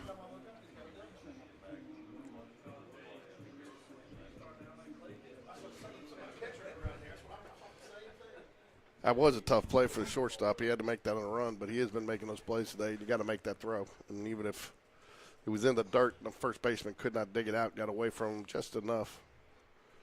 Coleman's 1 for 1 with a walk and 2 RBIs today. Ball misses a few feet or so outside. I'm sorry.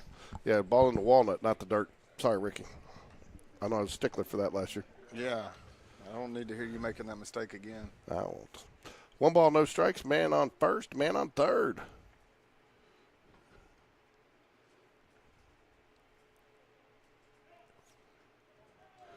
Coleman Gray asks for time. Umpire grants it.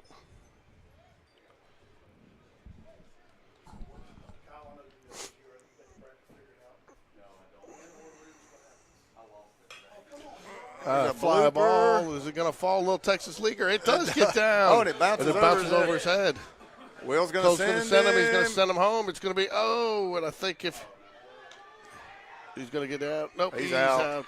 Yeah, he nailed him. That's a bad base running right there by Coach sent him, and he checked Wow, up. he slowed up a little bit coming around. I think if he had been running hard between second and third, I don't know that he realized that would happen. I think if,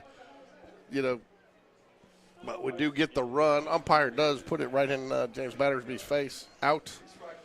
So one run does score there, though.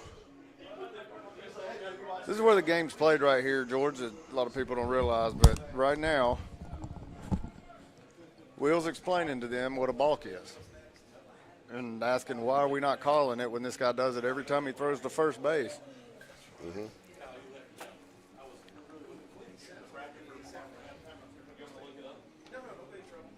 James Battersby thrown out at home.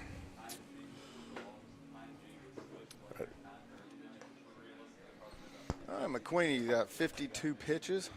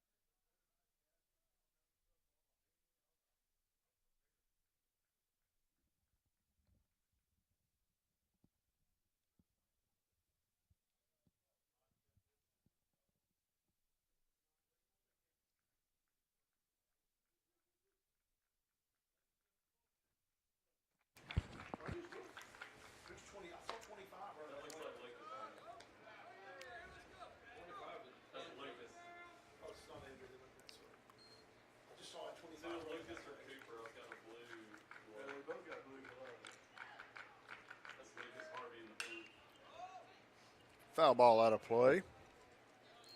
1-2. Lucas Harvey warming up for Spain Park.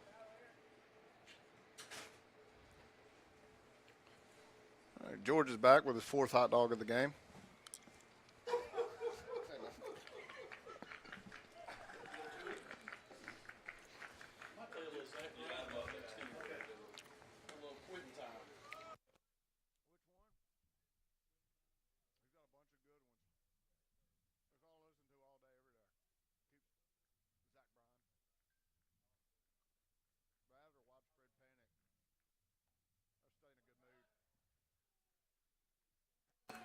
McQueenie with his 5th strikeout of the game.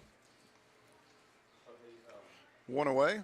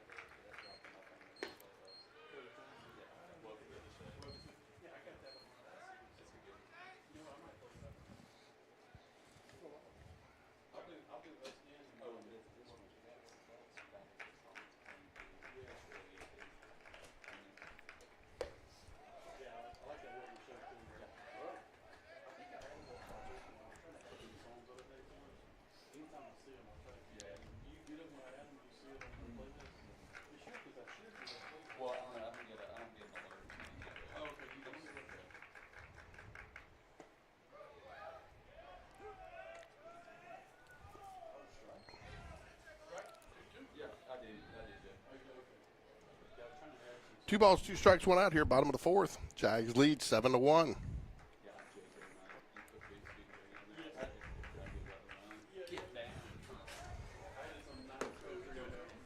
Tough to chase on that one, huh, Ricky? Very tough. I mean, you could always try, though. Huh? I got a full count.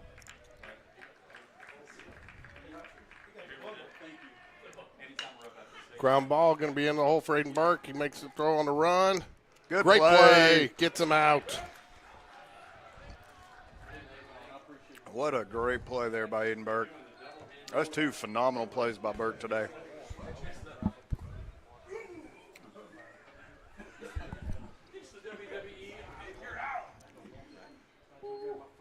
That brings up Boland for. Oh, sorry, that was Boland. On the ground out 6-3 put out there.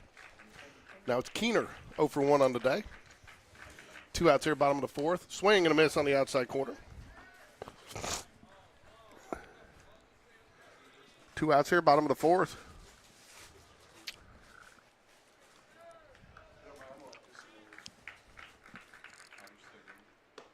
Ball high.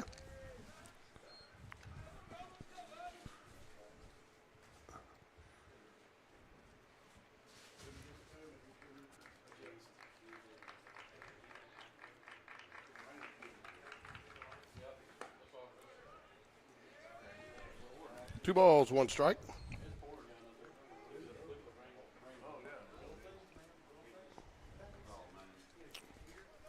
I don't feel it at all.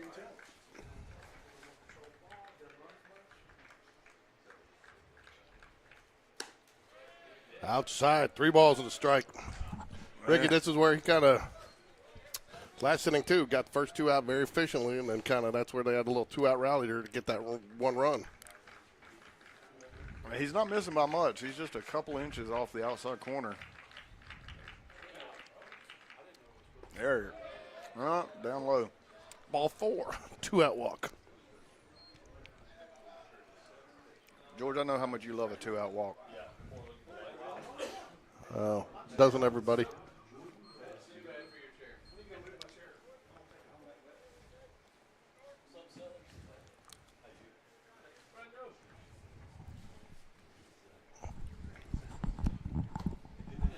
Swing and a miss.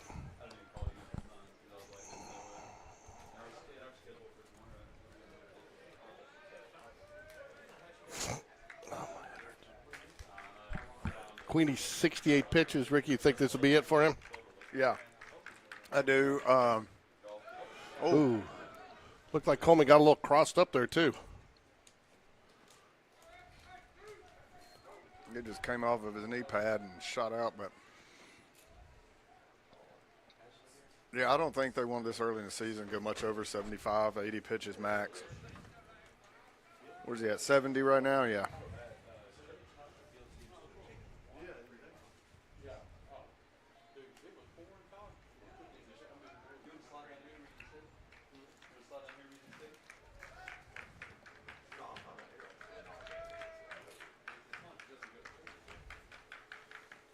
Swing and a miss. 1 and 2.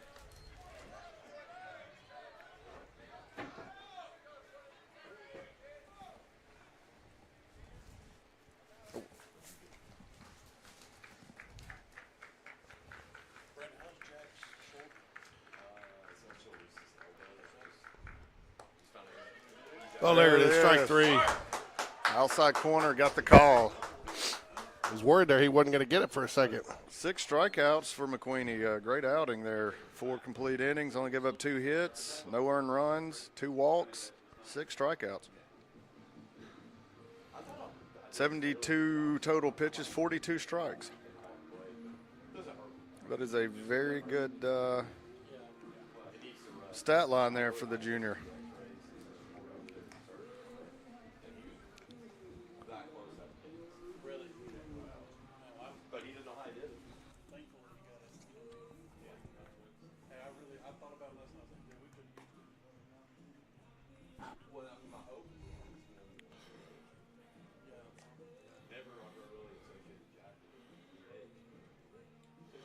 All right, I like this. Sean Jones, snack of the game, hot chocolate today, folks. Hot chocolate. Get you a good cup of hot chocolate.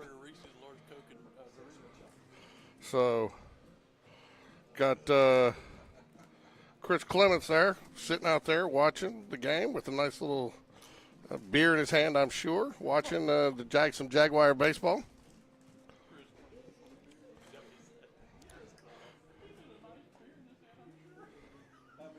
It does. He can send me a picture of it.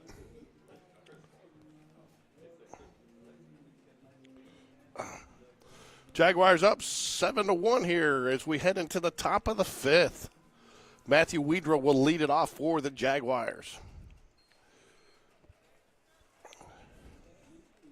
Still pitching Hollis for the Red Devils.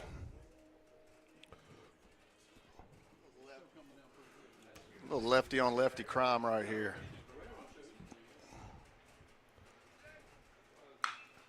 Matthew Turner, that's the first ball I think he's got a barrel on in several games.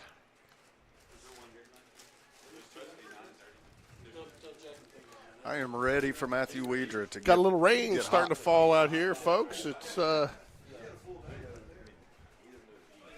Matthew Wedra 0 for 2 on the day. He's got one strike on him. Ball low in the walnut. You like that in the walnut? I do. I like that in the walnut. Although it sounds like it hit the catcher somewhere wrong. Yeah, maybe. Hudson Cahalan out there delivering some baseballs to the umpire. Not sure who the Jags will go to if they're going to go to somebody. Does anybody in the bullpen? Can anybody see? Yes, there is. There was. That pitch was behind the batter. He gave him the base. Ball 4, ball 8, ball 12. Just a bit outside. Was that ball 4? No. Okay. I think it hit him. I think it hit him. I don't think it hit him, but I think the umpire thought it did. You know, when you throw behind the batter, you kind of get what the umpire thinks you got. That's true. Nobody in the pen for the Red Devils, though. From what I understand, this rain should be out of here tonight, folks. So whatever the game time is tomorrow, it should be fairly accurate. Hopefully we'll have a feel for where the Jaguars play after this one. Called strike Chapman Blevins. Chapman 0 for 2 on the day.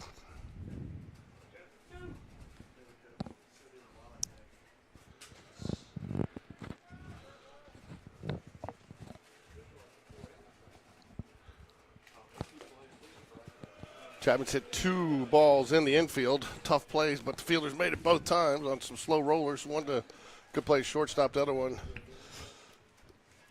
I believe, was to third base. So 2 ground balls to the left side of the infield.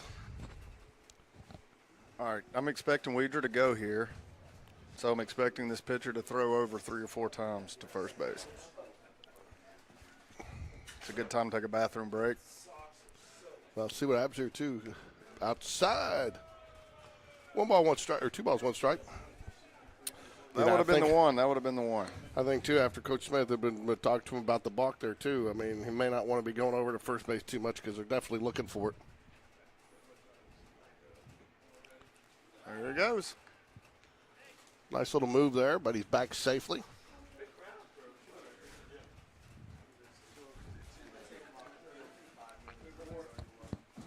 Seven to 1 here. It's been all Jaguars so far. Top of the 5th. Patrick McQueenie has pitched a very nice ball game. No earned runs. That, I think, was a balk. Did they call it? Nope. That wasn't a balk. He wouldn't. The way the umpire was walking out, I thought he was going to call it.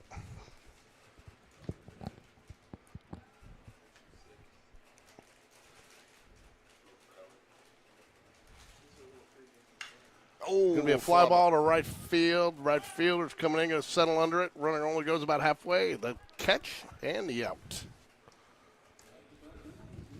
1 out here. Runner on first is Matthew Wedra. That will bring up Tyler Walker. Tyler Walker struck out in his last at bat.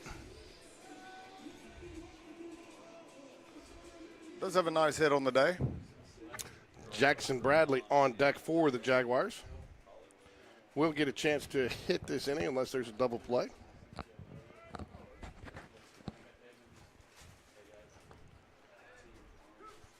Ooh. Wow. That ball's a foot inside. Did he call that a strike? He called that a strike.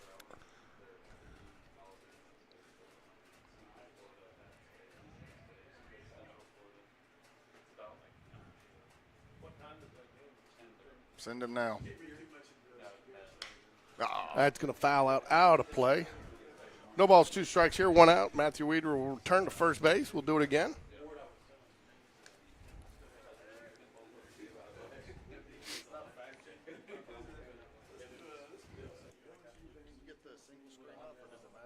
I get the single screen up.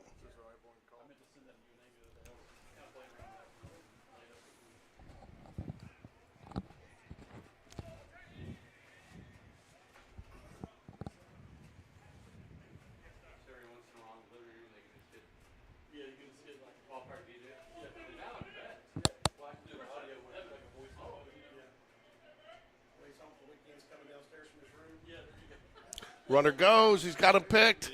And he's safe. He's safe.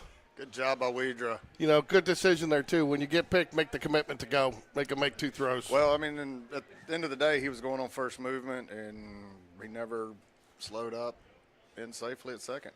Yeah. Nice decision there. Get the runner in scoring position here.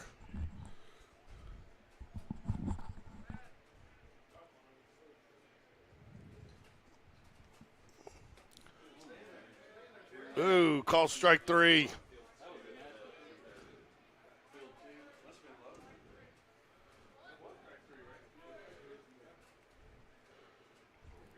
That was a curveball inside. He called 2 strikes on Tyler that were a foot inside each. Yeah, that was a terrible. There was a lot of movement on that ball, but it finished way inside. That brings Jackson Bradley up here now with 2 outs.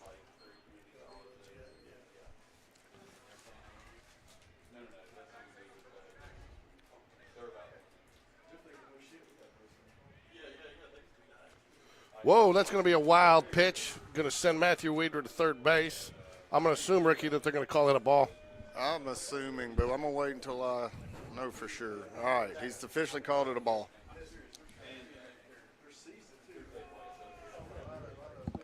You know, George, you talk about protecting the plate with 2 strikes, but, you know, the ball that's never in the zone, you just can't. I mean, he had a better shot at that ball hitting him than it being a strike. He did.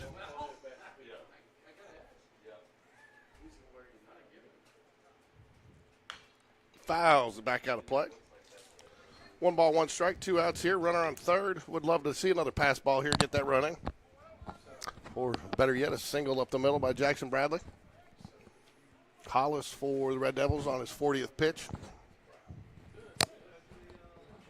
Jackson Bradley 0 for 1 on the day with 1 walk. He's going to call that a strike. Nice fastball on the outside corner there, belt high. Definitely a pitcher's pitch there. Definitely was. That was a good pitch. Looks like the rain is tapered off again. Just a quick one. Ooh.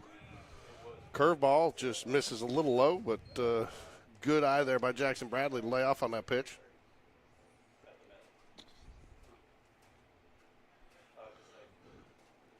Matthew Weeder just out of camera shot, leading off at third base in foul territory. You'll see him come in with his walking lead here in a minute.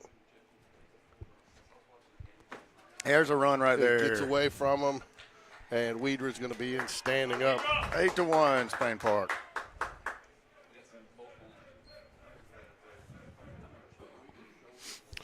And a full count here to Jackson Bradley. Richard Moon on deck for the Jaguars.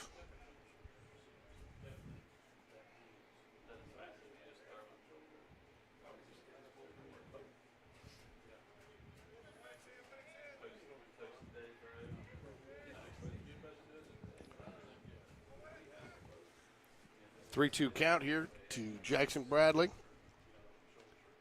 Low, he walks, second walk of the day for Bradley. Richard Moon now step up to the plate. Richard Moon 0 for 1 on the day.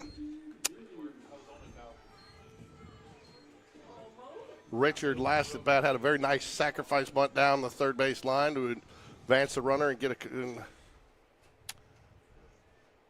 score, helped set up a couple of runs for the Jaguars there in called strike. No balls, 1 strike to Richard Moon. Jackson Bradley should run at first. 2 outs here.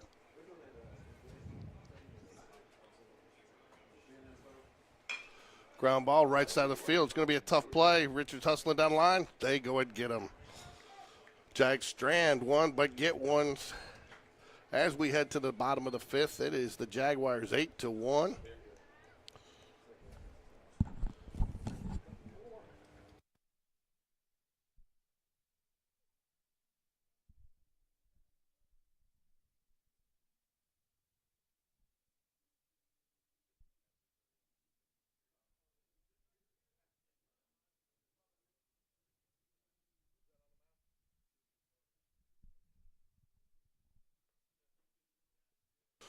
Lucas Harvey's going to come in and pitch for the Jaguars here.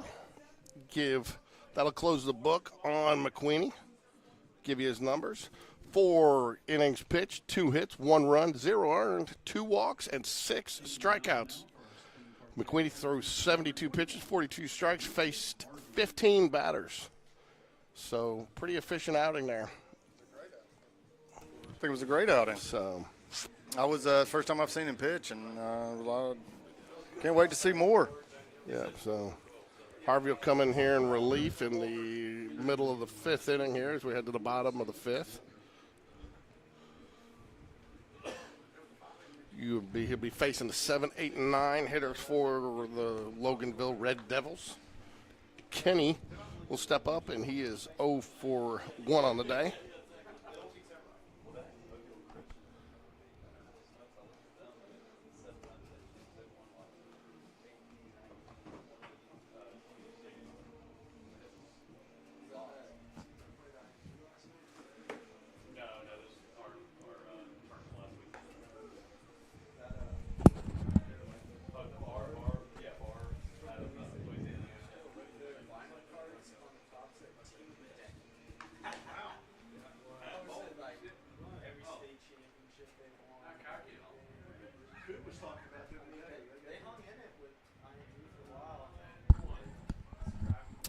Okay, we head to the bottom of the 5th.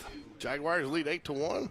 Lucas Harvey start off the 5th inning here on the mound for the Jaguars. Defensively, Jaguars all remain the same. Called strike.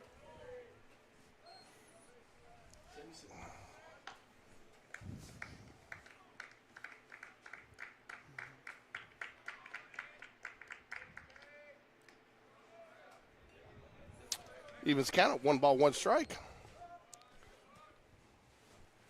What are you telling your team right now in the dugout if you're Coach Smith, Ricky? Yeah, don't think this thing is over. What'd you tell Lucas before? What'd you tell Lucas as he headed the mound? Is more what I meant to say. Pump strikes. Pump strikes. Trust your field. Trust your fielders, your defense behind you, and just throw strikes. Yeah, I mean, from what I've seen from Loganville, they've got solid hitters, but they don't really have anybody that's going to overpower you, you know? No. So that's going to take it, for them to get the runs. Don't give them any freebies because it's going to take multiple base hits for them to score runs. They aren't going to do it with one swing of the bat. Right. If you don't walk anybody, don't give anybody a free base. It's way harder. Ooh, again. And I don't know where he's running from on that one. That ball was kind of down the middle. That was about a perfect pitch. I think the umpire just gave the coach a warning. I think it was actually to the kid on the on-deck circle. But, from what I've seen with Loganville, they're a solid hitting team, quality team, but they're just not going to beat you with one swing.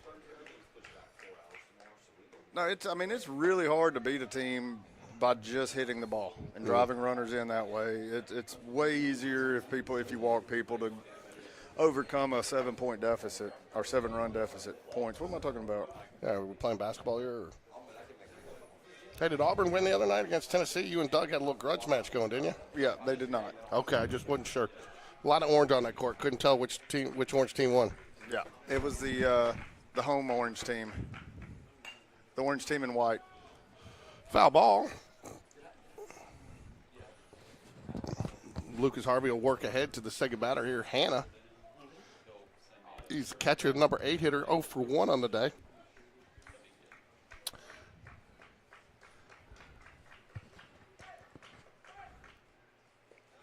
Low. 1 ball, 1 strike here.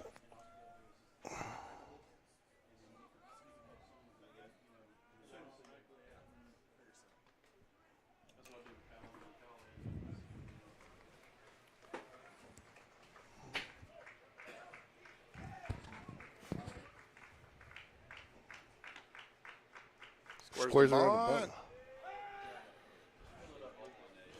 They're giving you an out there. You got to throw a strike. It's an odd call, too. With I don't know if there was an actual bunt or if it was just a take. Yeah, I don't know if it was a bunt either. Interesting place to bunt when you're But he down. had a strike on him, so I don't imagine he's He giving him didn't get a take. strike. He called the ball. No, he had a strike on him already. He's squaring again.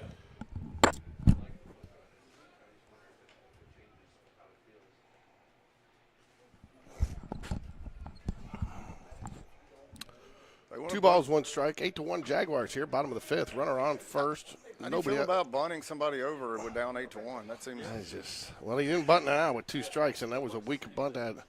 You're either you're trying to practice something you haven't practiced a lot early in the season, or you are open that maybe we start making errors if you suddenly put a little pressure on us. I don't know. It's an odd call there. A very odd call.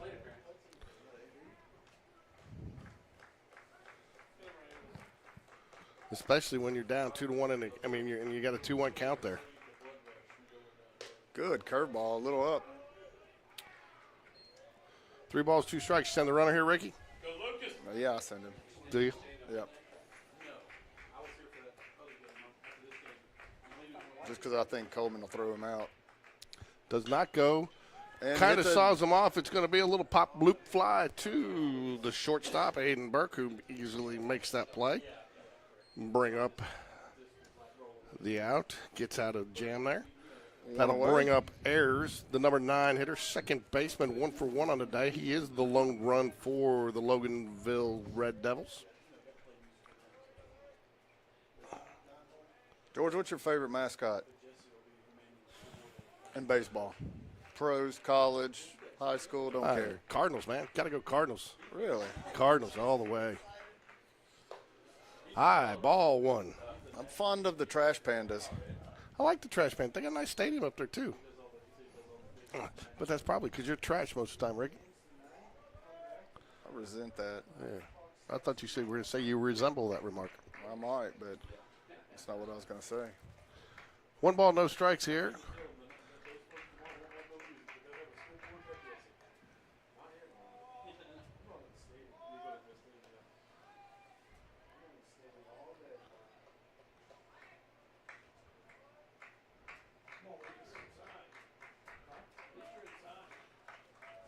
One no count. There's a strike. Swing and a Good miss. job. Nice off-speed pitch there. Was it? Look off speed. He was way out ahead of it. He was way out ahead of it. Huh?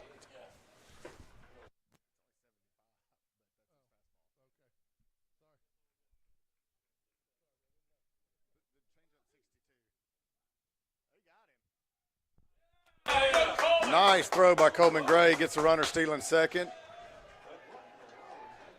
That's a strike them out, throw them out. A double play. Good. That's a good way to get out of the inning. Wait. But no. Well,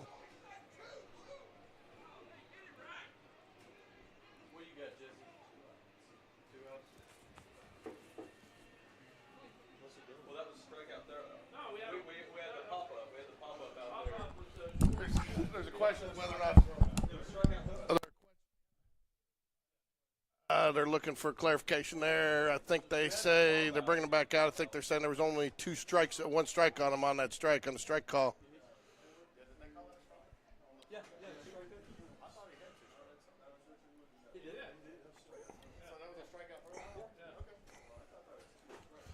So I don't know. We still got a batter standing there. The Red Devils are not going out to the field. They're talking to the umpires, talking to the Spain Park dugout. Now the umpires are going to confer. Lots of confusion here at the end of the 5th.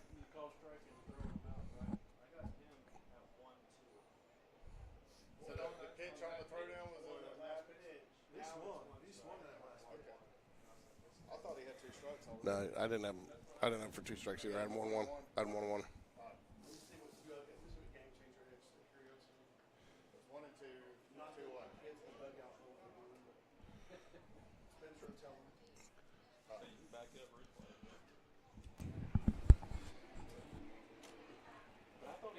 All right, yeah. So we should get our guys back out. They're going to bring him back out. There was only 1 ball, 1 strike, so it's now 1-2.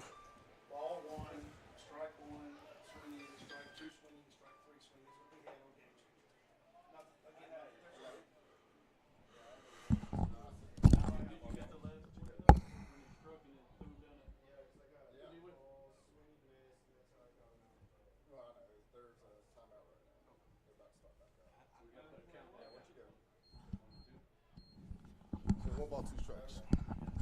1 ball, 2 strikes here where Jaguars come back out on the field. A little confusion there with the strike them out, throw them out, but it was just a throw them out. Great play, though, by Coleman Gray to get the out, clear the bases. So, and we'll do it that way. Get him one way or the other, but he fools with a nasty curveball there, nasty curveball.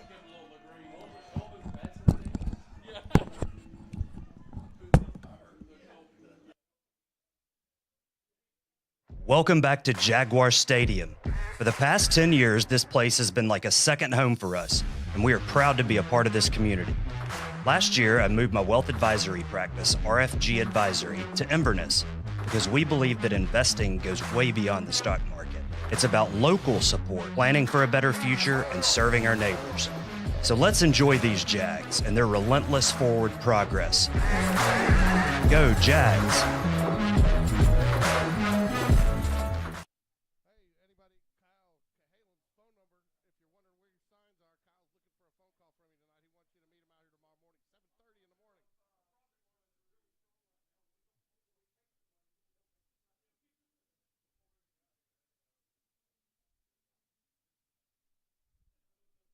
Jaguars would also like to thank Birmingham Landscape Design for their sponsorship of Jaguar baseball. It's hitting March, it's springtime.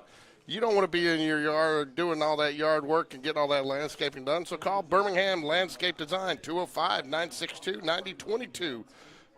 They can handle everything that you need, and while you're out here at the ballpark, they'll be working in your yard for you.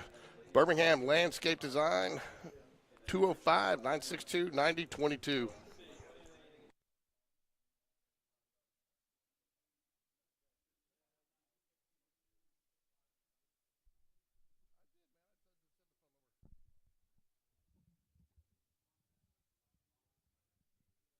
All right, we're back at it after a little delay. Aiden Burke is going to lead it off for your Jaguars here in the top of the 6th.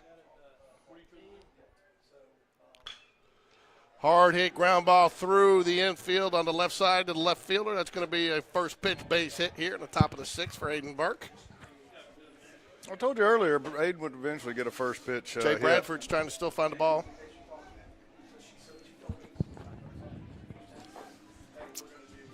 Aiden Burke was 0 for 2 to that point, 1 for 3 now on the day. Reese Jones, though, 2 for 2 on the day. Having another great day at the plate in that 2-hole spot. He's had 3. He's scored 3 times. He's got 1 RBI. What's up? And I think he's going to get hit by a pitch here, so that's going to put him on. So Reese Jones, I think, is leading the team in hit by pitches.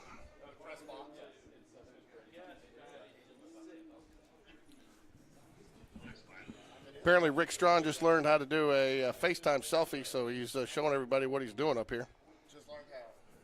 So 2 runners on, top of the 6th here for the Jaguars. James Battersby steps up 0 for 2 on the day. He does have a walk. Pitch misses way outside. No action in the bullpen for the Loganville Red Devils, so it looks like they're going to go with who brought him here.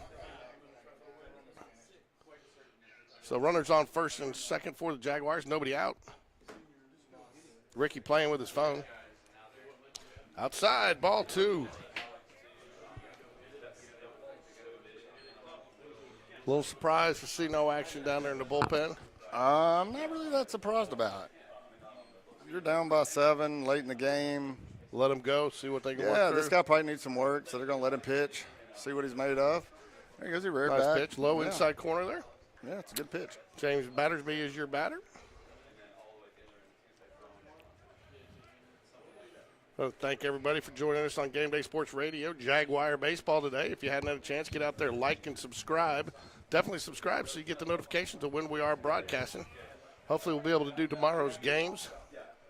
Just don't know what fields we're going to be at, so.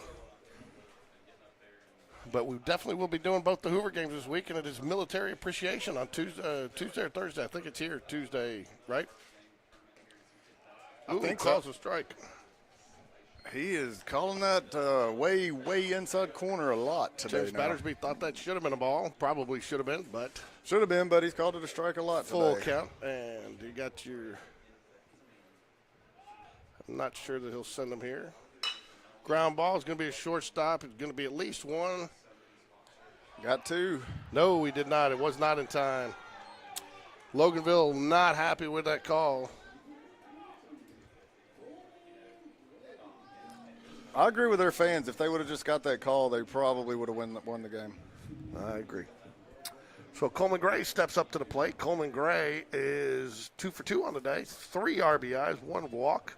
Had a nice put out last inning. What looked like a strike him out, throw him out, ended up being a throw him out, come back out on the field, strike him out. Bet you never heard of that play, have you, Ricky? Never heard of it. What is that? Well, we left the field. We had to come back out and strike him out. Huh. Nice high fastball on the outside corner for a strike. Yeah, I didn't realize. He's only thrown 75.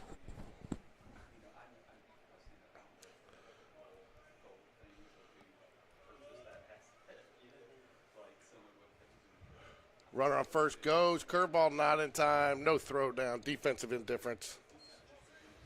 Defensive indifference. Wasn't it you? 1 ball, 1 strike. It's in your first rodeo. It is not. Just like I don't care how we score here. Walk, sacrifice, run. Well, a walk would just put the runner on first, and or he wouldn't score. Ooh, nice pitch again. 1 ball, 2 strikes. All right, Coleman. Top of the 6 here. You got 2 runners in scoring position. It's a good time to drop these Jaguars guys lead in. 8-1.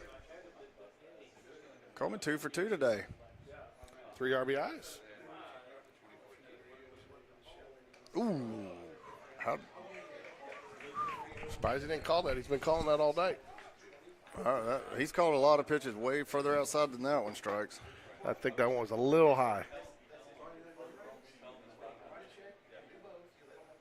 If you're just joining us, top of the 6 is correct. The Jaguars are the visiting team by virtue of the coin flip to start the game. Foul ball, 2 balls, 2 strikes. We'll reset and do it again here.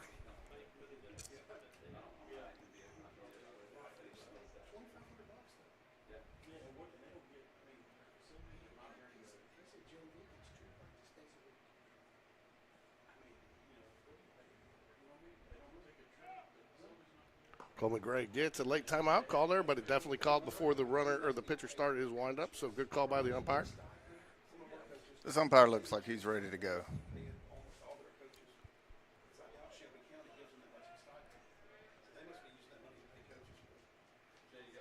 Two balls, 2 strikes. Pitcher sets.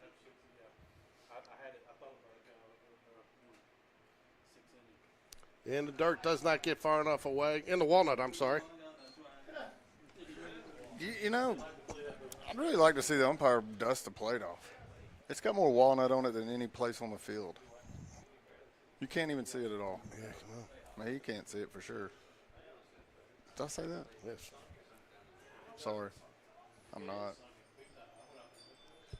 Outside, ball 4. Going to load the bases. That'll give us another Arnold Bush sighting at first base. That'll load the bases here for Matthew Wedra.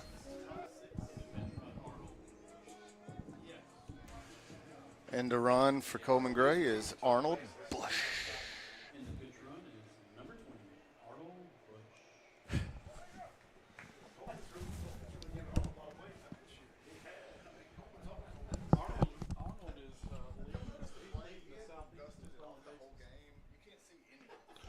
That's going to be a ball outside. No place to put him, though, so they got to come and give Matthew Wedra something. They don't have to, but it won't be to their advantage if they don't here.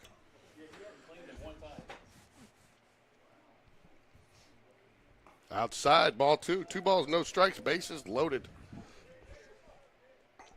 Chapman Blevins on deck here. Looks like you might have Sam Waldrop coming up here as a pinch hitter, too, in this inning. Ball low, 3-0. 3 balls, no strikes. Ricky, they got no place to put him. They do not. They do. They can put him on first. But I'm just saying. we'll get a run. Well, yeah. We need a run. At this point, who cares? Ball 4. 4-pitch walk. Now, RBI for Wedra. I do think I see. Do you see some action getting going down there? Or is that No, that's another team. That's another team. Okay. Yeah. Probably what they are going to do is make pitching change here, and they'll make pitching change with somebody that's in the field of play at this point as the head coach comes out. No. Here we go. We got somebody coming out of the bench. All right.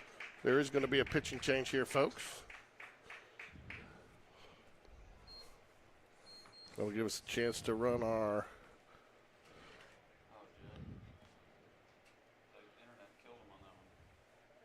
Welcome back to Jaguar Stadium. For the past 10 years, this place has been like a second home for us, and we are proud to be a part of this community. Last year, I moved my wealth advisory practice, RFG Advisory, to Inverness because we believe that investing goes way beyond the stock market. It's about local support, planning for a better future, and serving our neighbors. So let's enjoy these Jags and their relentless forward progress. Go Jags!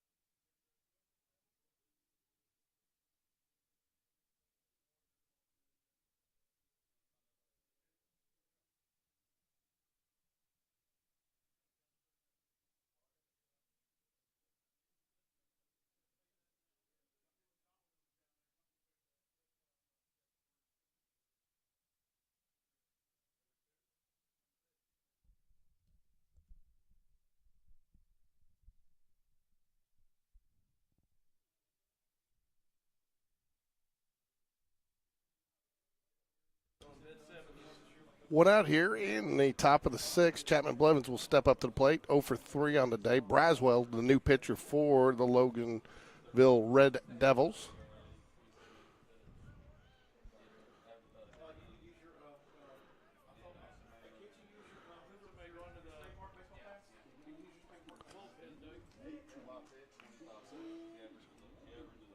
Braswell up. So Chapman Blevins will, Braswell on the mound, number 6. Chapman Blevins 0 for 3 on the day. One out here, bases loaded. Outside, gets past him, it's going to score a run and advance the runners. Oops. I'm going wild pitch, George. Yeah, I think so too.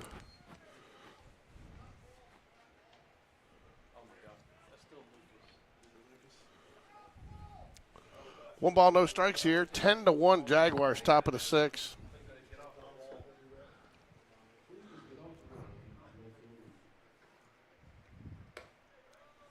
No, he's saying don't throw the ball. They're throwing heavies up against the wall.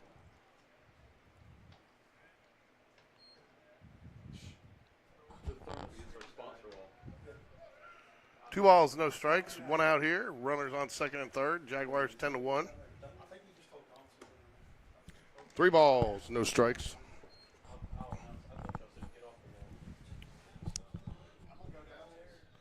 don't want to say that way.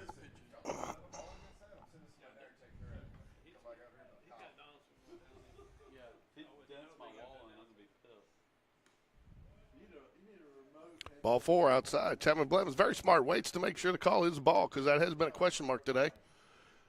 That will bring up Sam Waldrop steps up to the plate.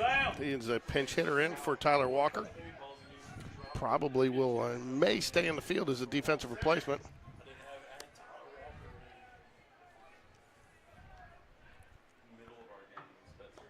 Ball low. 1 ball, no strikes. Oh, Sam gets a strike here.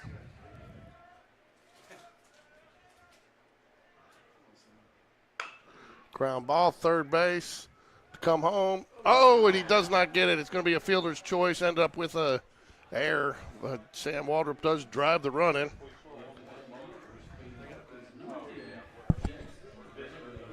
Jackson Bradley, designated hitter, steps up.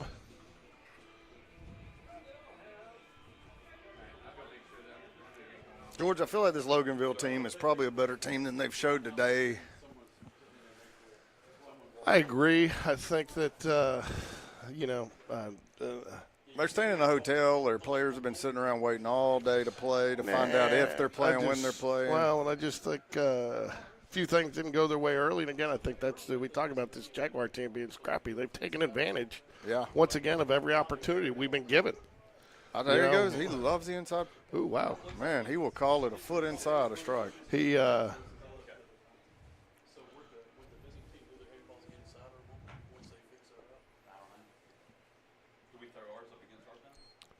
yes. 1 ball, 2 strikes here to Jackson Bradley, 1 out. Richard Moon on deck for the Jaguars.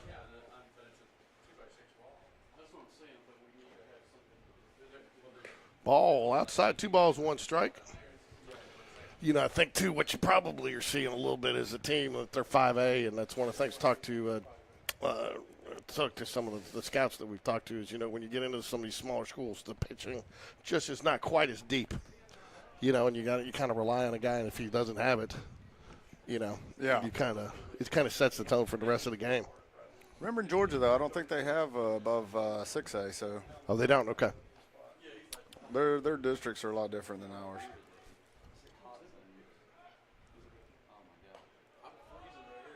Wow. Ball 4. Walks in another run, 12-1. That'll bring Richard. Is it still? Yep, Richard Moon will step up to the plate. Getting another visit to the mound by the coach. Another pitching change.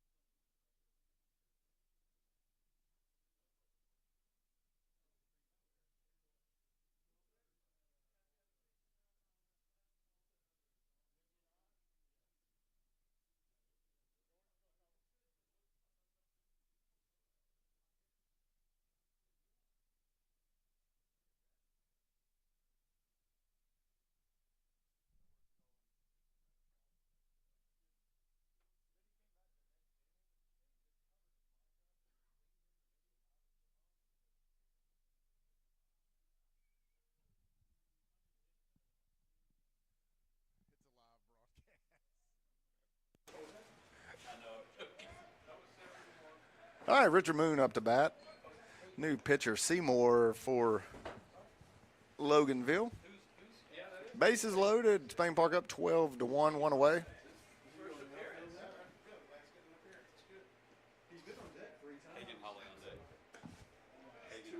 Hagen Holly on deck.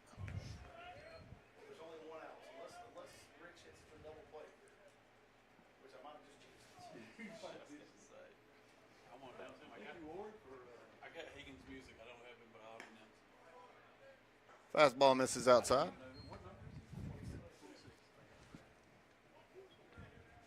First plate appearance of the year.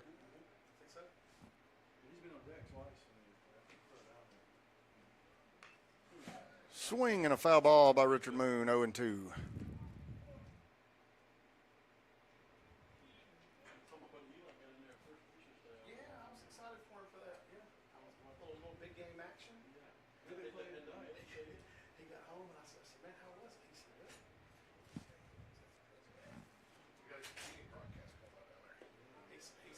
Curveball misses a couple feet outside. 2-2 now is the count. George is back. Did I miss anything, Ricky? Yeah, I got a 2-2 count and new pitcher. And we got Hagen Holly on deck for Aiden Burke right now. Get some of these young guys. You think Hagen will go in and play shortstop? I think you will. Do you? Yeah. My guess. I mean, he could just be hitting for him, but Seymour is your pitcher. Nice hit by Richard Moon. there we go. That'll score one.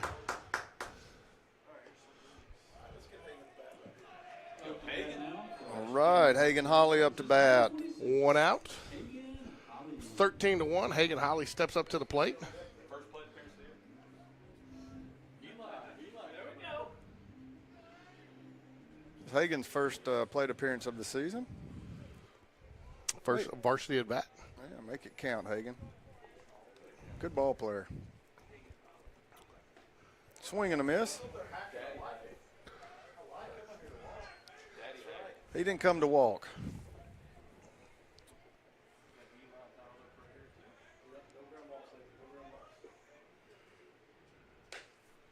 Fastball called strike on the outside corner. That's a 13-1 lead strike right there. You think? I mean, you don't normally give 12 inches on the outside corner. No, and 12 inches high. There you go. Fouled it Down off. the right field line. It's going to get out of play. Ball's probably a little low, but a good cut to protect the 0-2 count. Hagen wants to hit the ball.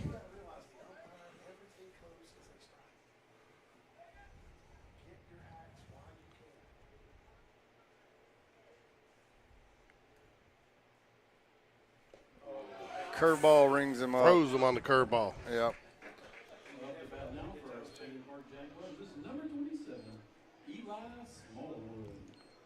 All right, Eli Smallwood getting his first at bat. Got a couple nice innings out of Eli at first base yesterday. Came in, didn't get a plate appearance, but he got to come in while James Battersby got on the mound and made a couple of nice outs over there at first base. Good to see Eli Smallwood get on the field defensively. Takes ball one.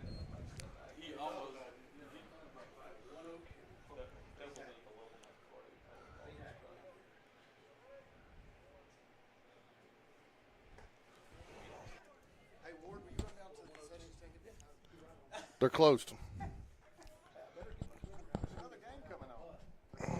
They closed up. Said concession stand closed. Said it's been a bad day. We got 2 more games. I know, we closed. Fouls back. Mr. Pizza, hey, this 9 o'clock game's going to be struggling. They better go to Bojangles. Hoover. 2-8. Yeah. 1 ball, 2 strikes to Eli Smallwood. Pinch hitting here for Reese Jones. 2 outs here. Bases are loaded for him. Good take on the outside corner and low. 2 balls, 2 strikes, 2 outs. Jaguars lead here 13-1 here in the top of the 6th. 2 more games, that's weird. He closed up. He said it's just ball 3. Full count. Runners should be on the move here. Well, it's only 6:55. 3-2, 2 away. 3-2, 2 away.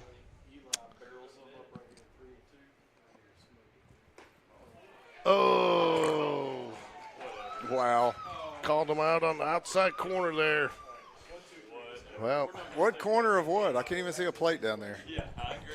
Jaguars 3 outs away here from getting the victory and advancing.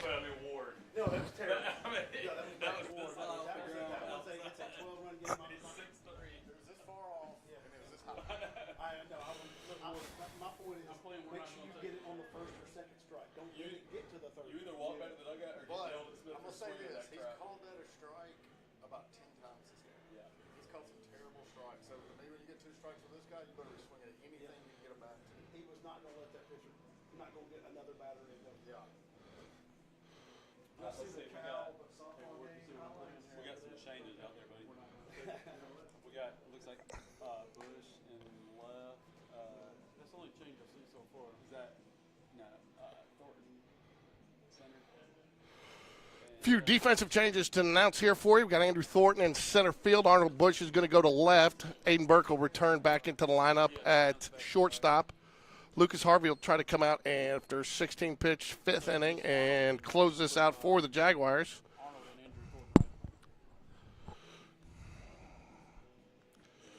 Jones will step up to the plate for Loganville. He's 1 for 2 on the day. He is their leadoff batter.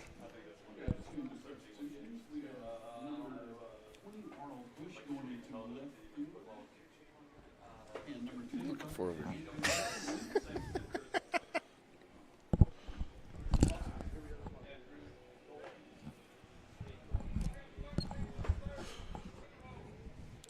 We will try to broadcast tomorrow. Looks like we'll be out, though. Let me see here. Gonna lose that for a second, folks. I'm going to go here.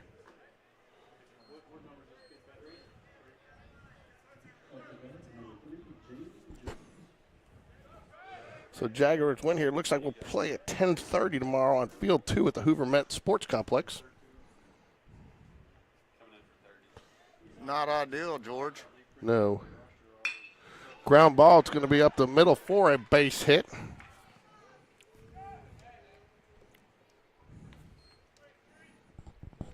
Just throw strikes, right, Ricky? Just throw strikes. That's just the 3rd hit of the game for Loganville.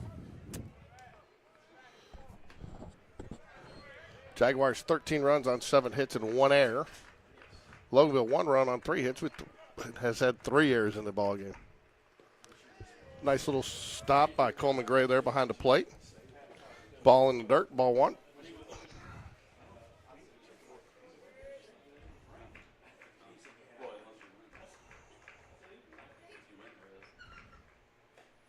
Nice strike right there on the inside corner. 1 ball, 1 strike.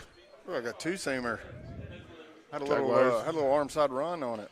Jaguars 3 outs away from closing this one out. Beaver at bat for the Red Devils. High and outside. 2 balls and 1 strike. So what'd you tell your pitcher with a 13-1 lead coming out of there, Ricky? Throw strikes. Really? Throw strikes. Just throw strikes. Inside. 3 balls and 1 strike. Field 2, and then you win that, you play 2:30 at the stadium. If you lose it, what do you do? I think I'll be watching that on Game Changer. Like, you going to broadcast those? You get the Met, those fields, so they won't say Yeah. 3 balls, 2 strikes.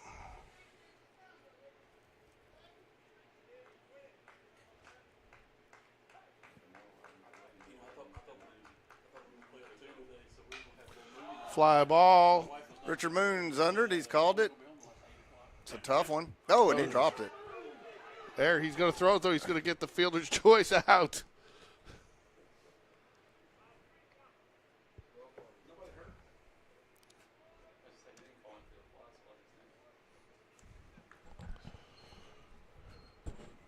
Well, Jags get the out regardless.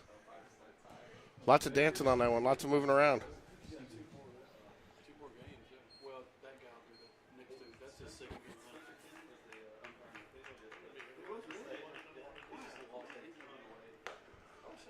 Called strike. First pitch strikes are key here, right, Ricky? They are key. It's a good key, George. Mm-hmm.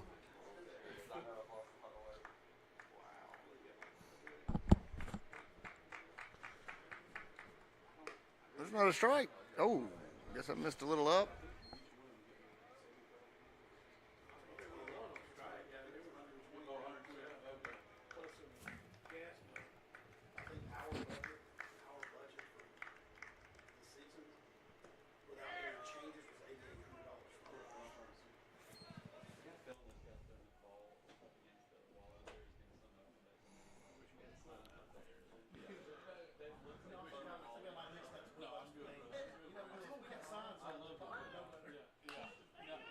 Fly ball, gonna get, Coleman's got a chance at it. He comes back. Oh, and he misses it.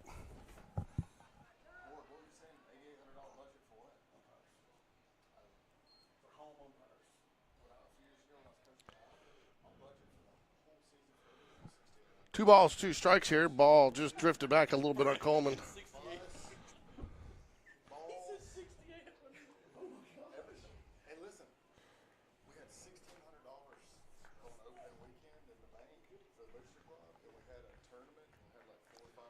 Seegers 0 for 2 at bat, 2-2 count. Lucas Harvey, 27 pitches so far. Oh, gets him, strike 3. Nice curveball by Lucas Harvey. Jaguars 1 out away from advancing in the winner's bracket to play tomorrow at 10:30 at Hoover Met State Field number 2.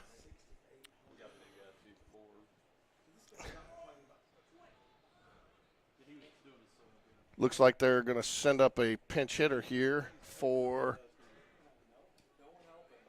maybe not.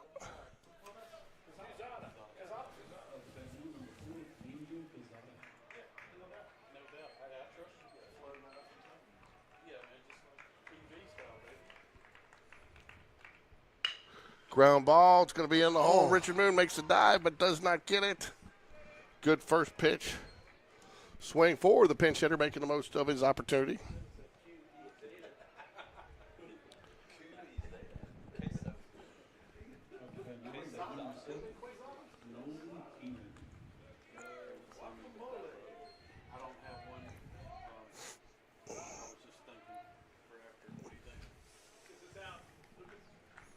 Keener 0 for 1 on the day at bat now. Jags just still 1 out away from wrapping this one up. Lucas Harvey working from the stretch. Lucas throwing strikes. I say that and I jinxed him, but. Ball outside. Usually you blame me for jinxing him. Yeah, well, sometimes I like to take the heat off of you. Wish you guys could see Rick. He's got about his little puffer jackets on about 6 different colors. He's got a hat with a little ball on the top, like it looks like he's a toboggan. He's not going to be sledding down from the top up here. I just might. Feels like probably going to, feels like we're at the North Face the way he's dressed. Yeah. 2 balls, no strikes here. Bottom of the 6th. It's